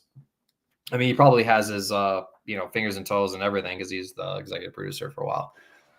Well, no, he was. So, yeah, I don't think he had an official writing credit for any other TNG episodes, but he was infamous for rewriting people without their permission and going behind them and changing their shit. And a lot of people hated him. Writers did not like working with him. Yeah, and Picard does mention this quote in All Good Things where he says, "You accuse us of being a barbarous species," and then Q says, "I believe the quote I said was dangerous or grievously, dangerous child rape," something like that. I don't know if it's his quote or if it was grievously savage child race. Yeah, this is the same quote. Yeah. So, just wanted to give Roddenberry I know he came up with this line because it's just so. But that is a classic quote, and it is very and it's typical of Star Trek in general. The humanity is great and everything. And I love I don't know what it is, but because I know you're not a big fan of this episode, right? Encounter at Farpoint? Yeah. No, not really. No. Yeah. That whole back and forth with Picard and Q in the trial is my favorite part of the episode. Where he's saying like, kill all that quote from Shakespeare, kill all the lawyers, which was done, says Q, leading to the rule guilty instead of proving innocent. And then Q says, of course, bringing the innocent to trial would be unfair. And then he goes right in Picard's face, says this line, and the transition is weird, but it's so like out there, and it's just like, of course, bringing the innocent to trial would be unfair. You will now answer to the charge of being a grievously savage race. It's just like, it's just almost if like they decided to keep shooting instead of stopping the scene and then having another scene go on, because the when you have the two back to back, it's complete. Almost seems like they seem out of place almost. It's probably just not edited or directed well. That too. But no, I acknowledge Encounter at Farpoint's classic, like its importance in the Trek franchise, even though it's not a good episode. But yeah, no, that is a classic line. All right, okay, so the next one is yours as well. This is mine. Drink Your Prune Juice by Guinan to Worf in yesterday's Enterprise. Drink your prune juice. This is, again, one of the gags my dad and I had. We would always say this to each other. Even if it wasn't prune juice we were drinking, we would just say it to each other all the time. Drink your prune juice. Drink your right. So this is a special meaning to me. That's why I was in there. And then, of course, Way of the Warrior, Worf says, warriors drink prune juice, extra chilled. And then Quark laughs, of course. Prune juice! And then... So it was a great throwback to that. And warriors drink, the way he says it's funny. And so love that scene with Guinan. I love the scene with Quark and Way of the Warrior. So yeah, great line. Yeah, I mean, if you just the quote warriors drink, that would have worked as well. Warriors drink. But yeah, no, it's definitely memorable. Yesterday's Enterprise. I think this is the only one from that episode we have in there. Was the classic. Yes. What I forgot I was gonna put in. Let history never forget the name Enterprise. Let's make sure that's a epic. Did not even think about that. But no, the prune juice one. Get the name. Yeah, instead we have drink your prune juice. I admittedly, I have quoted this much more than let's make sure history doesn't forget the name Enterprise, but that's also easily for contention. That could have been on the list for sure. All right, so next one. There can be no justice as long as laws are absolute. Even life itself is an exercise of exceptions. Picard, Justice. Now, I will defend the episode Justice. As cheesy as it is, and people love to hate on it, I defend it because of this ending with Picard and stuff. This line in particular, this quote, is something that I quote a lot. Like I was referencing a lot when I talk about Prime Directive in other episodes, because this, to me, sums up the Prime Directive, is that it shouldn't be absolute. And I've heard some people try to argue that, Picard should be thrown away. He should be court-martialed, loses. He kicked out of Starfleet because he violates the Prime Directive all the time. But I understand that the Prime Directive should not be absolute, and that there can be no justice as long as the laws are absolute. I think that's a perfect quote that describes it. And it's funny because in the episode Homeward, which is when I was talking about it more recently, Picard forgot about this and let all these people die because of the Prime Directive, because he was forgetting what he said in this episode. That's just bad writing. But forgetting what he said in this episode, that there can be no justice as long as laws are absolute. So I think it's like a perfect quote. Can't run? Of course we can run, right, Commander? That's more the cheesy side. No, my favorite line is when Yar tackles the guy, picks up the syringe, and says, looking at it very intently, "It's a kind of syringe." It's a syringe. Oh my god, like Yara, like what the fuck? You had one job. She's like at the start of the episode. I studied their laws and then had no idea of their one and only important law. I'm like, what the fuck were you doing? I'd fire you for that. But I do love I actually, even though the special effects are not that great, I do love the scene where God is like his vessel like kind of comes more into focus. You know what scene I'm talking about? Injustice. Yes. Kind of like half of it's kind of like you can't see half of the ship or the vessel, and then it kind of comes back in, and then the Enterprise goes into red alert immediately. Like, oh yeah, the Enterprise has an intelligence. The emergence was right the whole time. It just goes on red alert automatically. I'm like, who put the red alert on? Yeah. All right. So you had the next one. Yes, I do. So this is quote. This is our 42nd. So this is Spock, Amanda. This is why I get mixed up all the time. Spock, Amanda, did you know, Perrin, can you know how much I love you? I do love you. Big quotes. It is kind of over the top, but I think that this scene is very different than any scene before it, as far as like acting and trying to sell this breakdown of sanity, I guess. Picard says bedlam, or Sarek, bedlam, you know. And I don't know. I want your opinion on this. What you think about his acting in the scene, because the lines are good. No, I think his act. No, I think this is a good Patrick Stewart movie. I think he absolutely sells this.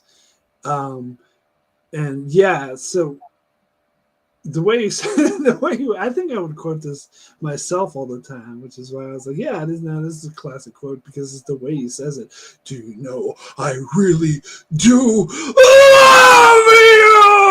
Like he really throws it out there. He can't say it because he's Vulcan, and he can because he's human. So that's kind of coming through. He's like, he's almost like shaking because he's as a Vulcan, he's not supposed to say it, but he's confessing almost that, of course I love you. And, even in J.J. Abrams, again, I'm sorry I'm bringing him up, but in the Star Trek remake, they did say, Sarek says to Spock when he's a boy, he says, emotions run deep in our race, even more so than humans. Logic offers us serenity that humans very rarely ever get to experience. And that's kind of bringing this to full circle back to this kind of episode, because he confesses that he loved Spock the whole time, that he loved Amanda the whole time. So just for that alone, I really love this quote, love this scene. I guess there was part of me that always thought that it was kind of overreacting or overacting a little bit, going no, the way he's screaming, freaking out. But it is trying to drive home, like what you're saying. It is trying to drive home how intense Vulcan emotions are and how they have to be suppressed. And when they come out, they would explode like this. My complaint about this episode, though, was the fact that this is never how mind melds were shown to work. And so that aspect bothered me. But other than that, like, it is a definitely well acted scene. Yeah, I know what you're saying, that I can pass my consciousness off to you. Yeah. Like, since when? What? Isn't that Vulcan thing where you touch someone's face? Yeah. Great Suitor quote. Oh, right. Suitor quote. I forgot about that. Isn't that Vulcan thing where you touch someone's face? Yeah. All right. So I think we're up to 43 now. All right. There are times, sir, when men of conscience cannot blindly follow orders. You acknowledge their sentience, but you ignore their personal liberties and freedoms. Order a man to turn his child over to the state, not while I'm his captain. It's Picard from The Offspring, one of my favorite episodes. And when I talked about this on a live stream, quoted this verbatim because it's an amazing quote. To me, it's like one of the best Picard moments of the entire show, where he just like stood up to his admiral, stood his ground, and just the way he like delivers it, order a man to turn his child to the state, not while miskept. I was like, that's like a get up and cheer, and so to me, it's one of the best moments of the show. Especially since he's already helped Data define his like identity, his rights is to live as an individual, to make his own decisions, and yet here we are again. You've established that Data has the right to make a choice, and yet you're like, it's almost as if, well, actually, no, I take that back. You don't have the choice to raise your child in the way you want to raise him. So, it's like going back to Measure of a Man again. Great scene. And I remember when, the Admiral says, like, Picard, you're risking your career over this. And he's like, yeah. Yeah, there are times, sir, when men of, I think it was right before this. Yeah, right before it, yeah.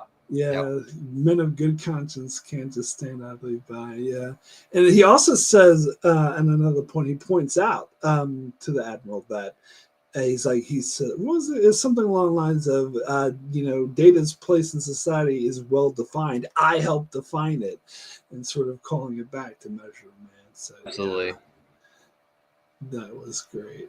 All right, so I think the next one is yours. It is. This is my favorite quote from Inner Light, and this one stands out to me above all the others. And I want your thoughts on this.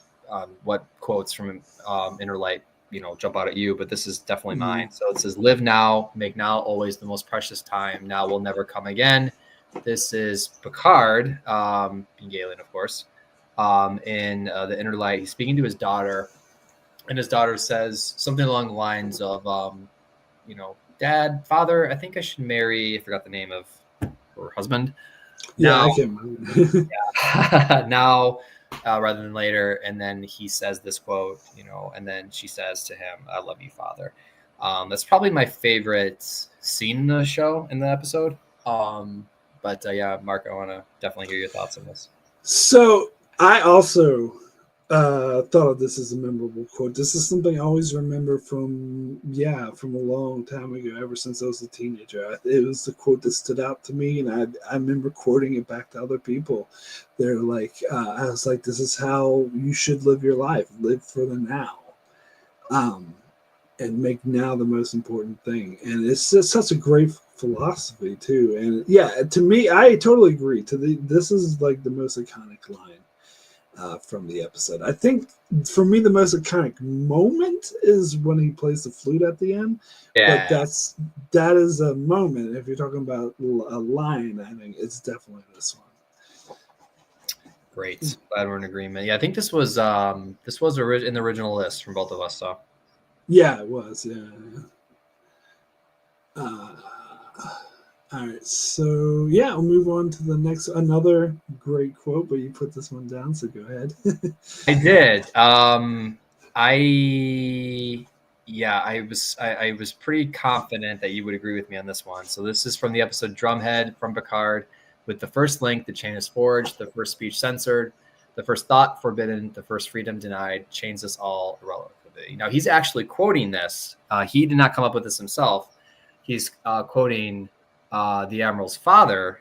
Yes, Judge Aaron Satie. Yes, and he's actually quoting this in his own trial. And then she, of course, freaks out and really goes at Picard and says, "I brought bigger men than you, Picard. Brought down bigger men than you, Picard." Yeah. And then the security officer behind her, the judge advocate, I think, he just like doing this and walks right out the room. Great episode. Drumhead is amazing in this. And when he's doing this, because she's bringing up the fact that he had murdered 11,000 people with destroying 15 starships or however many it was at Wolf 359. He does this. And he's just like shaking his head. He's like, you know what? And then boom, lays this quote right on her. Great Picard moment, great speech. So it's definitely classic line. Yeah, I have a story. I was doing a trivia night in New Zealand once. It was a sci-fi themed trivia night, and I was on a team. And most of, like, I think they hadn't had any sort of Star Trek stuff all night. And the final thing was someone would get up and, all right, someone's going to get up and say his speech, and you got to write down the character, the other main character that this actor is known for playing. And so they got up and they said this speech. And I was like, and I was instant. I was like, aha! And then no one else on my team was like, knew it. I was like, no, this is the answer is Charles Xavier because they want his other character. Gotcha. That's really cool, though. Yeah, it's like I don't know, like if you see a lot of Star Trek trivia and like quiz bowls and like Jeopardy and like occasionally, I think usually it'd be like really easy stuff too. Yeah, yeah. What's the name of the Ferengi? Quark. Yeah, but this one was like a surprise. It was kind of a deep cut. A lot of people didn't get it, but yeah, it's this classic speech. Actually, more people got it than I thought they would. So, Drumhead, great episode. Yeah. All right. Okay. Yeah. So another one is for me. Oh God, I love this one. Can I say this one? Absolutely. I knew you and I were on agreement on this. I tell you. There are 4 lights! Picard from Chain of Command Part 2. Yeah, that is a like you could, any list would be incomplete without that. That is just a classic Picard. And then this, I've heard so many people quote it. Like even casual Star Trek fans, people don't know that much about Star Trek. It's such an epic moment. And so well acted. The 100%. pain, you feel it. It's palpable. The torture, the pain that he's feeling, and I think like in the background, like he did some weird psychological things to prepare himself for this. He looked into like what it's like being tortured. What's it like? Yeah, he did. Yeah, interrogation, and but this is a very difficult scene to watch. The whole experience is just really terrible. I remember watching it as a kid. This was the first episode that kind of made me uncomfortable. Because I hadn't seen anything like it before, and this line is just so good, so good. See, the scene itself was kind of like gratifying though. It's kind of like triumphant. It's like Picard, like kind of getting his final win over Madrid and saying that even though Madrid had been torturing him this whole time, that Picard kind of outmaneuvered him intellectually. And that sort of line where he just flat out it's a way of saying fuck you, but in a much more powerful way. It was just so good. And the way he's staring at the 4 lights and he's about to crack, and then he slowly turns, puts his head, like he lowers his head, looks straight at him.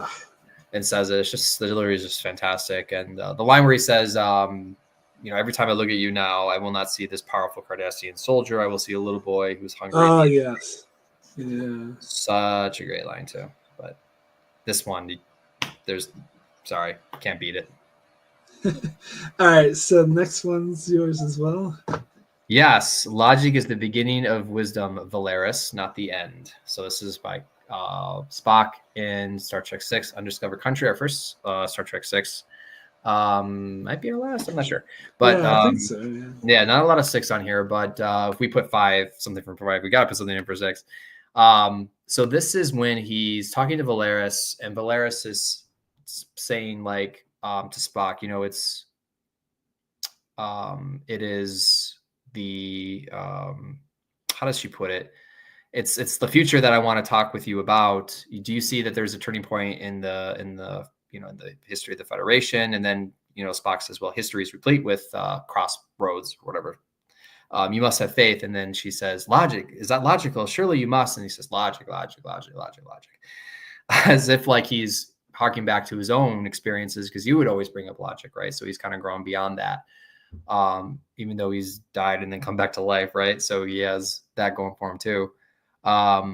Turning points, that's what it is. It's turning points. It's the turning points I want to discuss with you. Do you realize that the Federation has come to a turning point?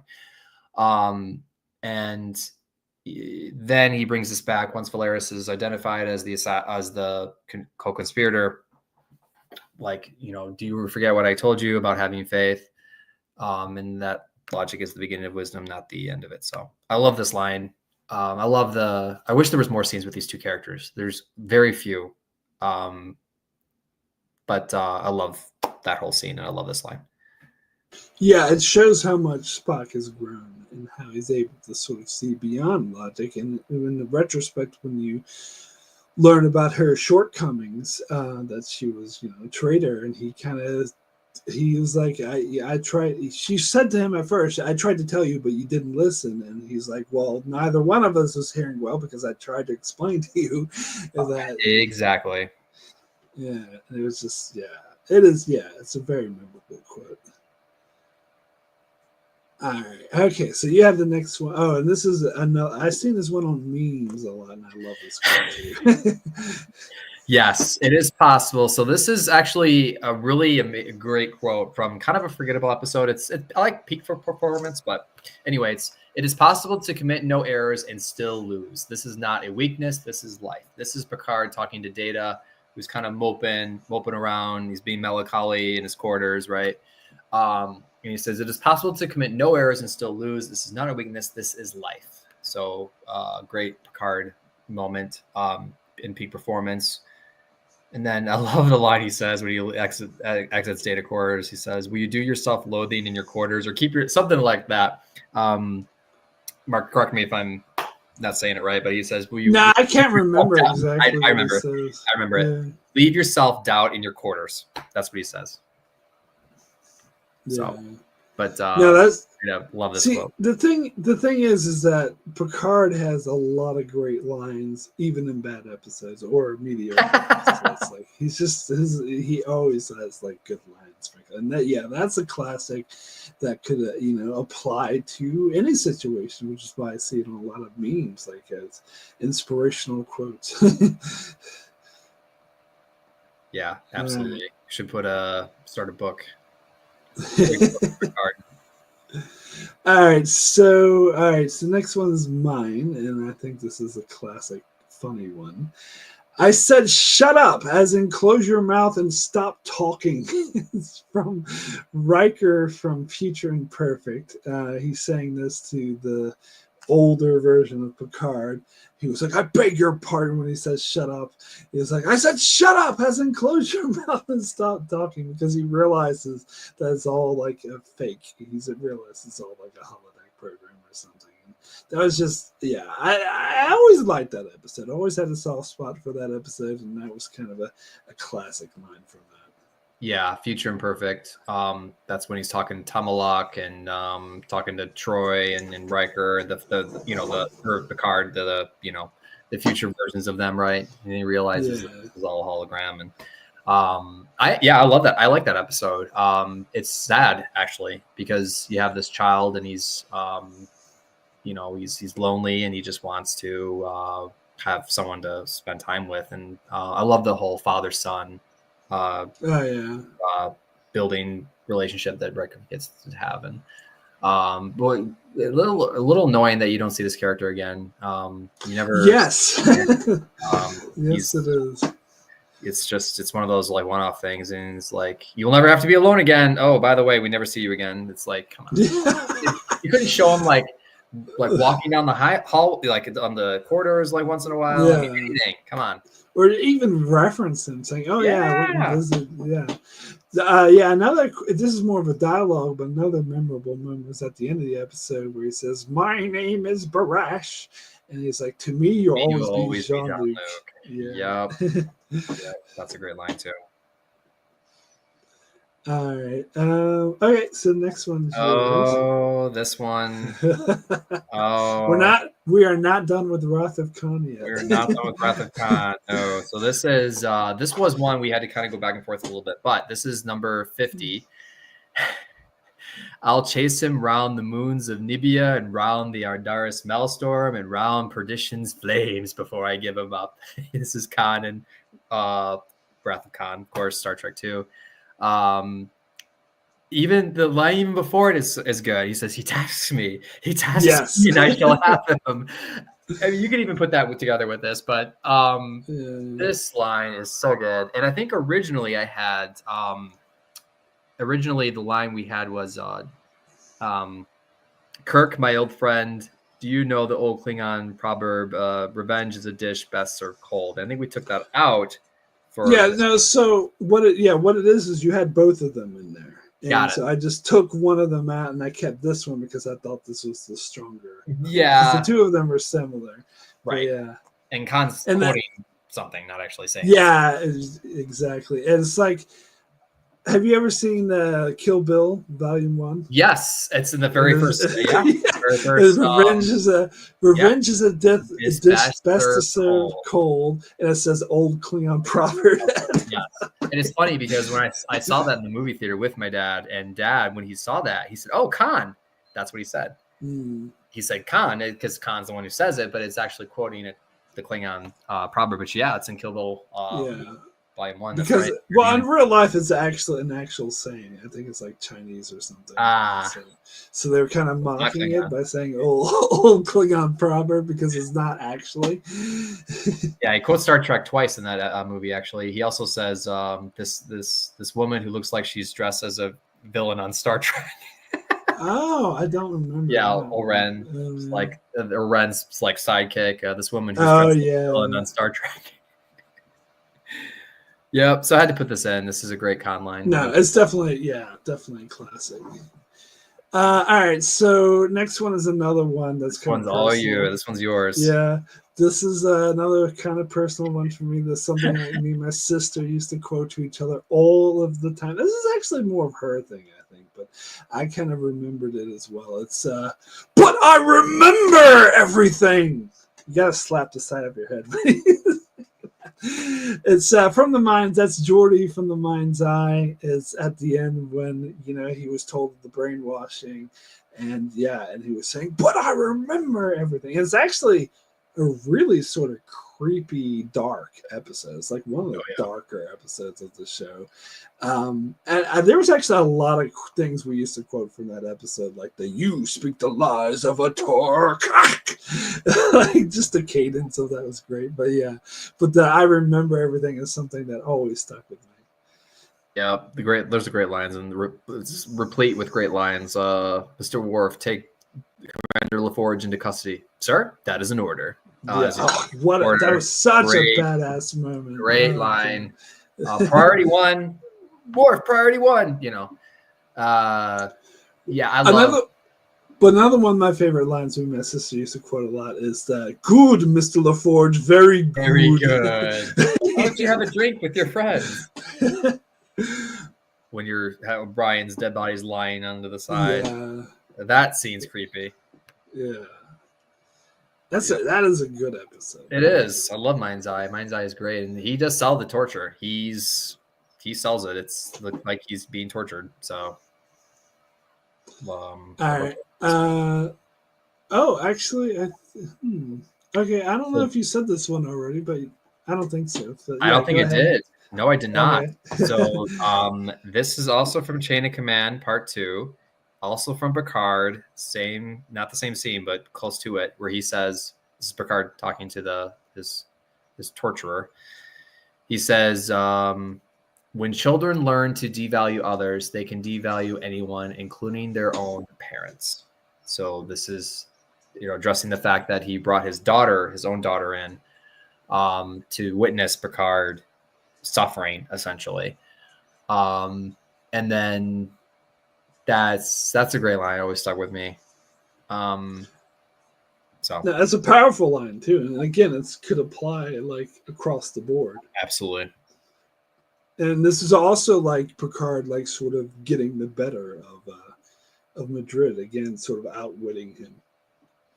Yeah, no, and that's just and then when he says yes, but humans don't love their children like we do. That's what Picard slunched over in the chair. Hearing that, it's just it's terrible.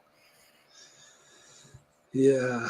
I was just going to address the chat where Brandon was saying, I've got a theory that Barash and Jeremy Astor meet up somewhere. Maybe they break Jeremy Astor from The Bonding. The Bonding, yeah. Maybe they raced each other because they were abandoned. Yeah, you never see him either. That's right. Yeah. And there's also that one scientist from the episode First Contact who's like, "Oh, I'm coming on board the Enterprise," and then you never see her again. Like, there's. Yeah, and the thing with the bonding, that really irks me because Worf goes through this whole ritual and they make it out so it's this big deal where Troy says, I don't know if he's ready for that. He's not an American, he's not a human child, he's different sensibilities, he's not Klingon. Then Worf says, "It is my right." To me, it's almost like he's taking him on as his child, like his protege, his mentor. And they do this whole ritual thing, and yet you never see him again. It's very irritating. I feel like the episode would be better if Jeremy is someone you would see again, but you never do. Yeah, I heard that Michael Dorn wanted them to mention him again or bring him back, but the writers are like, and they considered it, but like, nah, we can't. It's old news. We can't really fit it in. But I was like, I kind of wish they did, because to me that undermines the whole episode. Like, that's why I don't think it's that great of the episode, because you can't make the whole episode about, oh, I'm going to bond with this child, and then just disappears.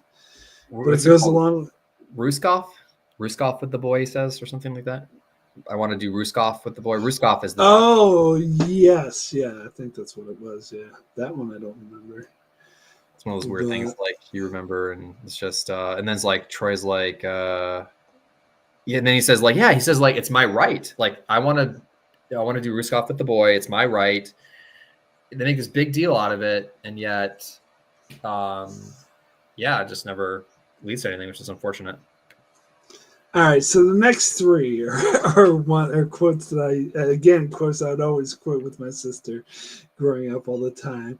The first one: "Cancel the parade in your favor."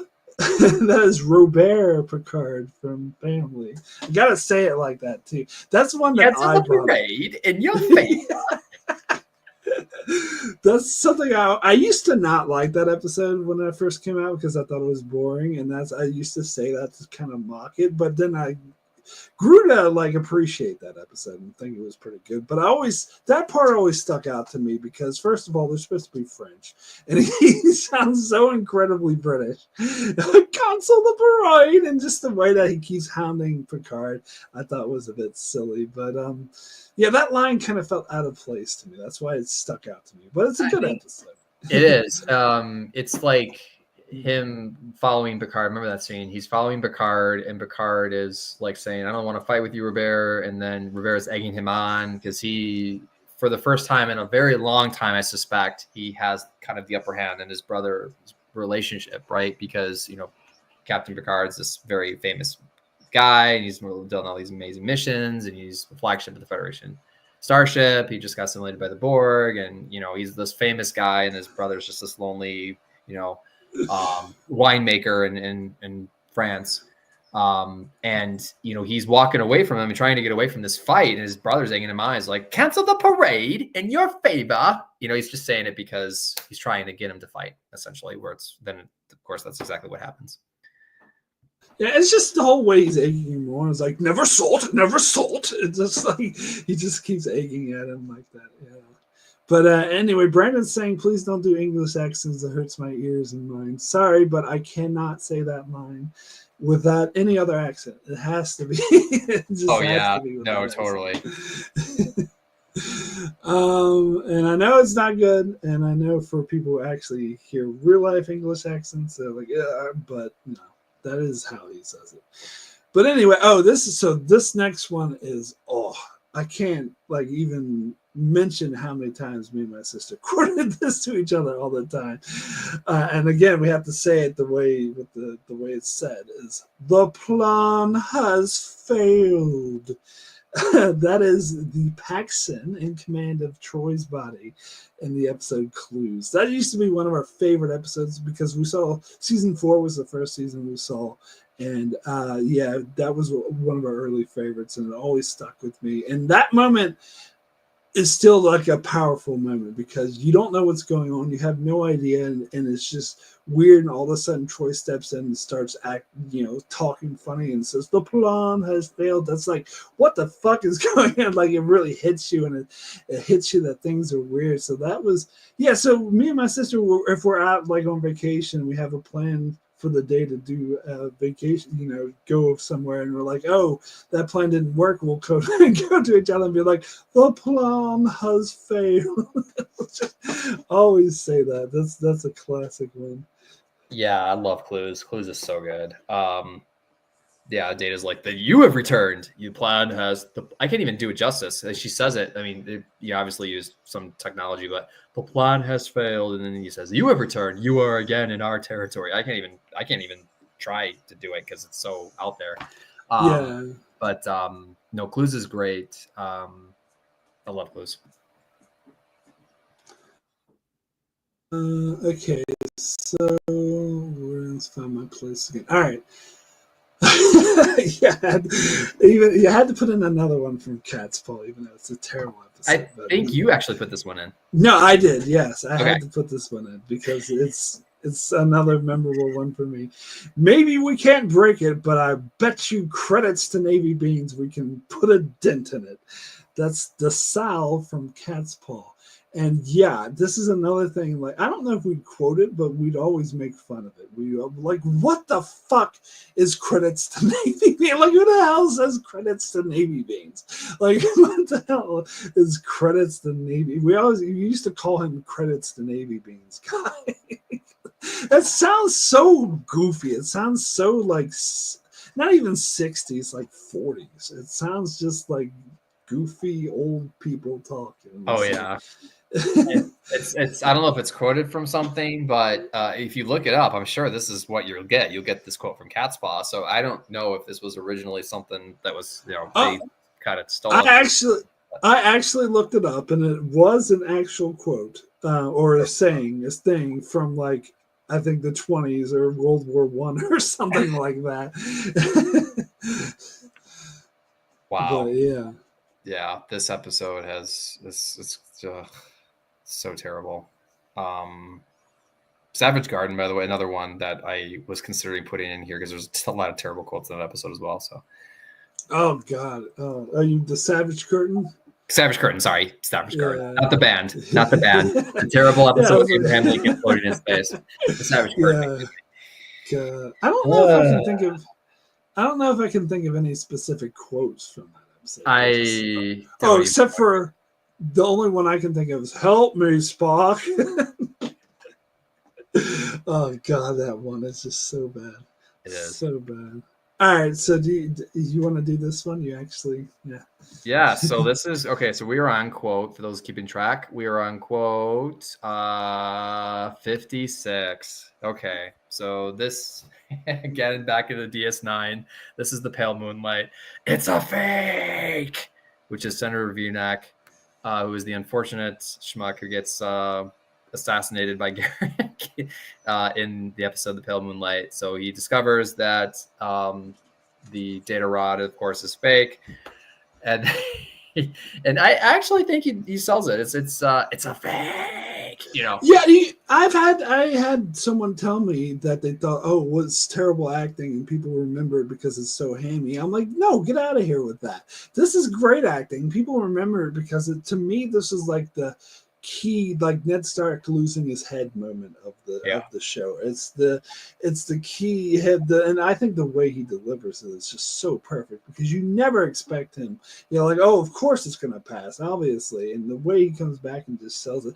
And I think there's a reason why it's memed. Like this thing is memed to hell. Like you have ones with him holding a rake, going, "It's a rake," and stuff like that.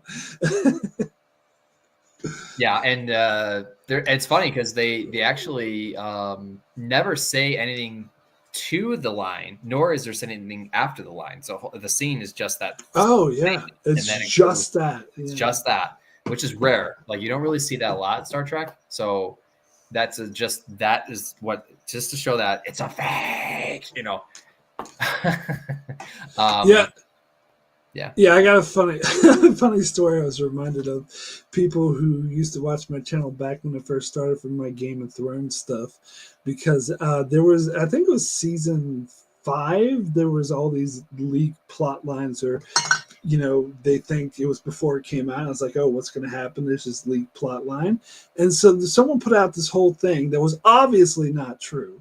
And YouTubers were making videos about it and analyzing it. And I'm like, come on, you guys are being dumb. This is obviously not true. So I made a video and I titled it Game of Thrones Season 5 Plot Leaks Explained. And all it was a clip of Senator Vreenak saying, it's a fake!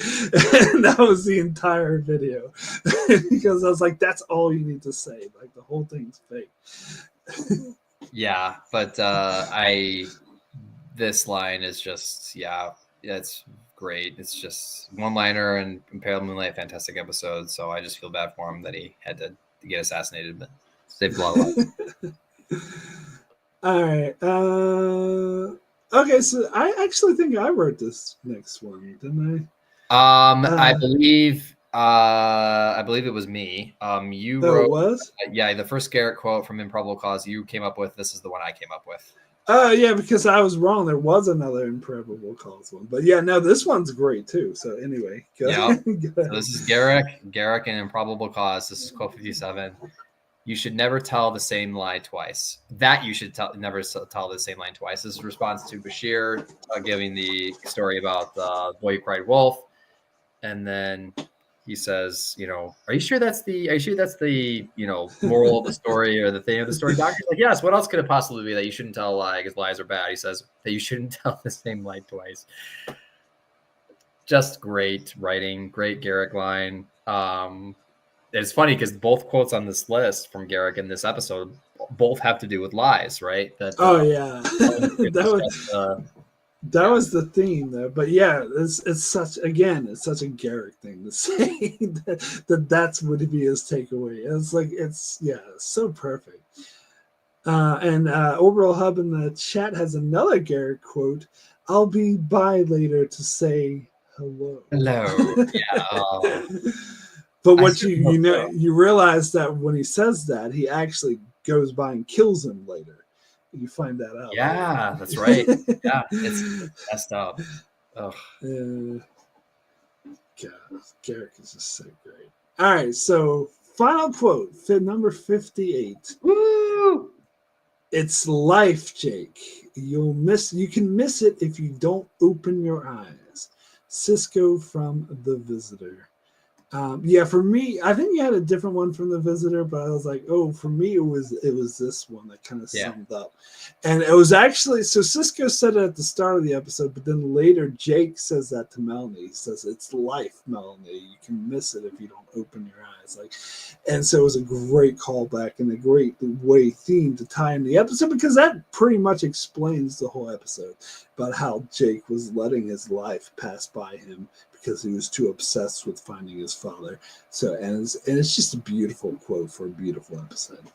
Absolutely. I think the original line I had was, I was 18 or I was 17. The worst thing that can happen to a boy happened to me. My father died. Or a young man, it happened to me. My father died.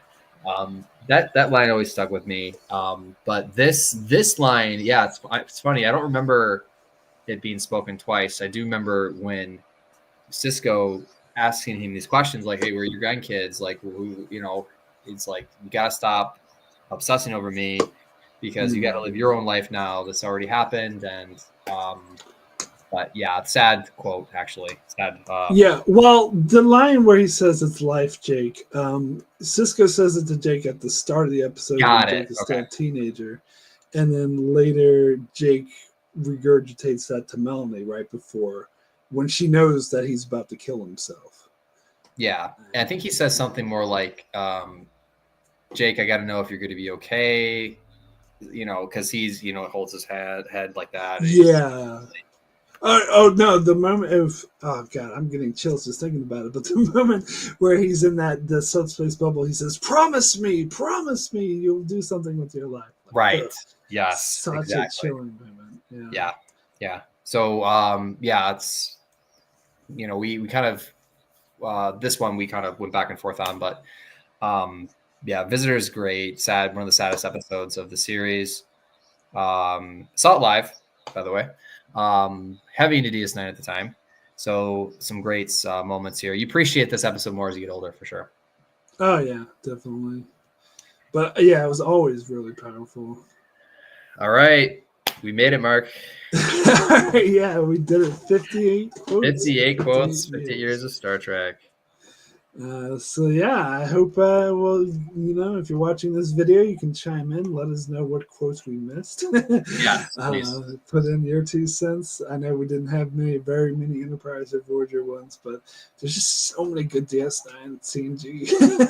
And, all right, well, Jordan, thanks so much for suggesting this video, and thanks so much for joining Absolutely. me. Thanks for having me on again, Mark. Appreciate it. It was fun, and look forward to seeing you next year too. So happy New Year. Thank you. Yeah, happy New Year. And to everyone else watching, thanks for joining in.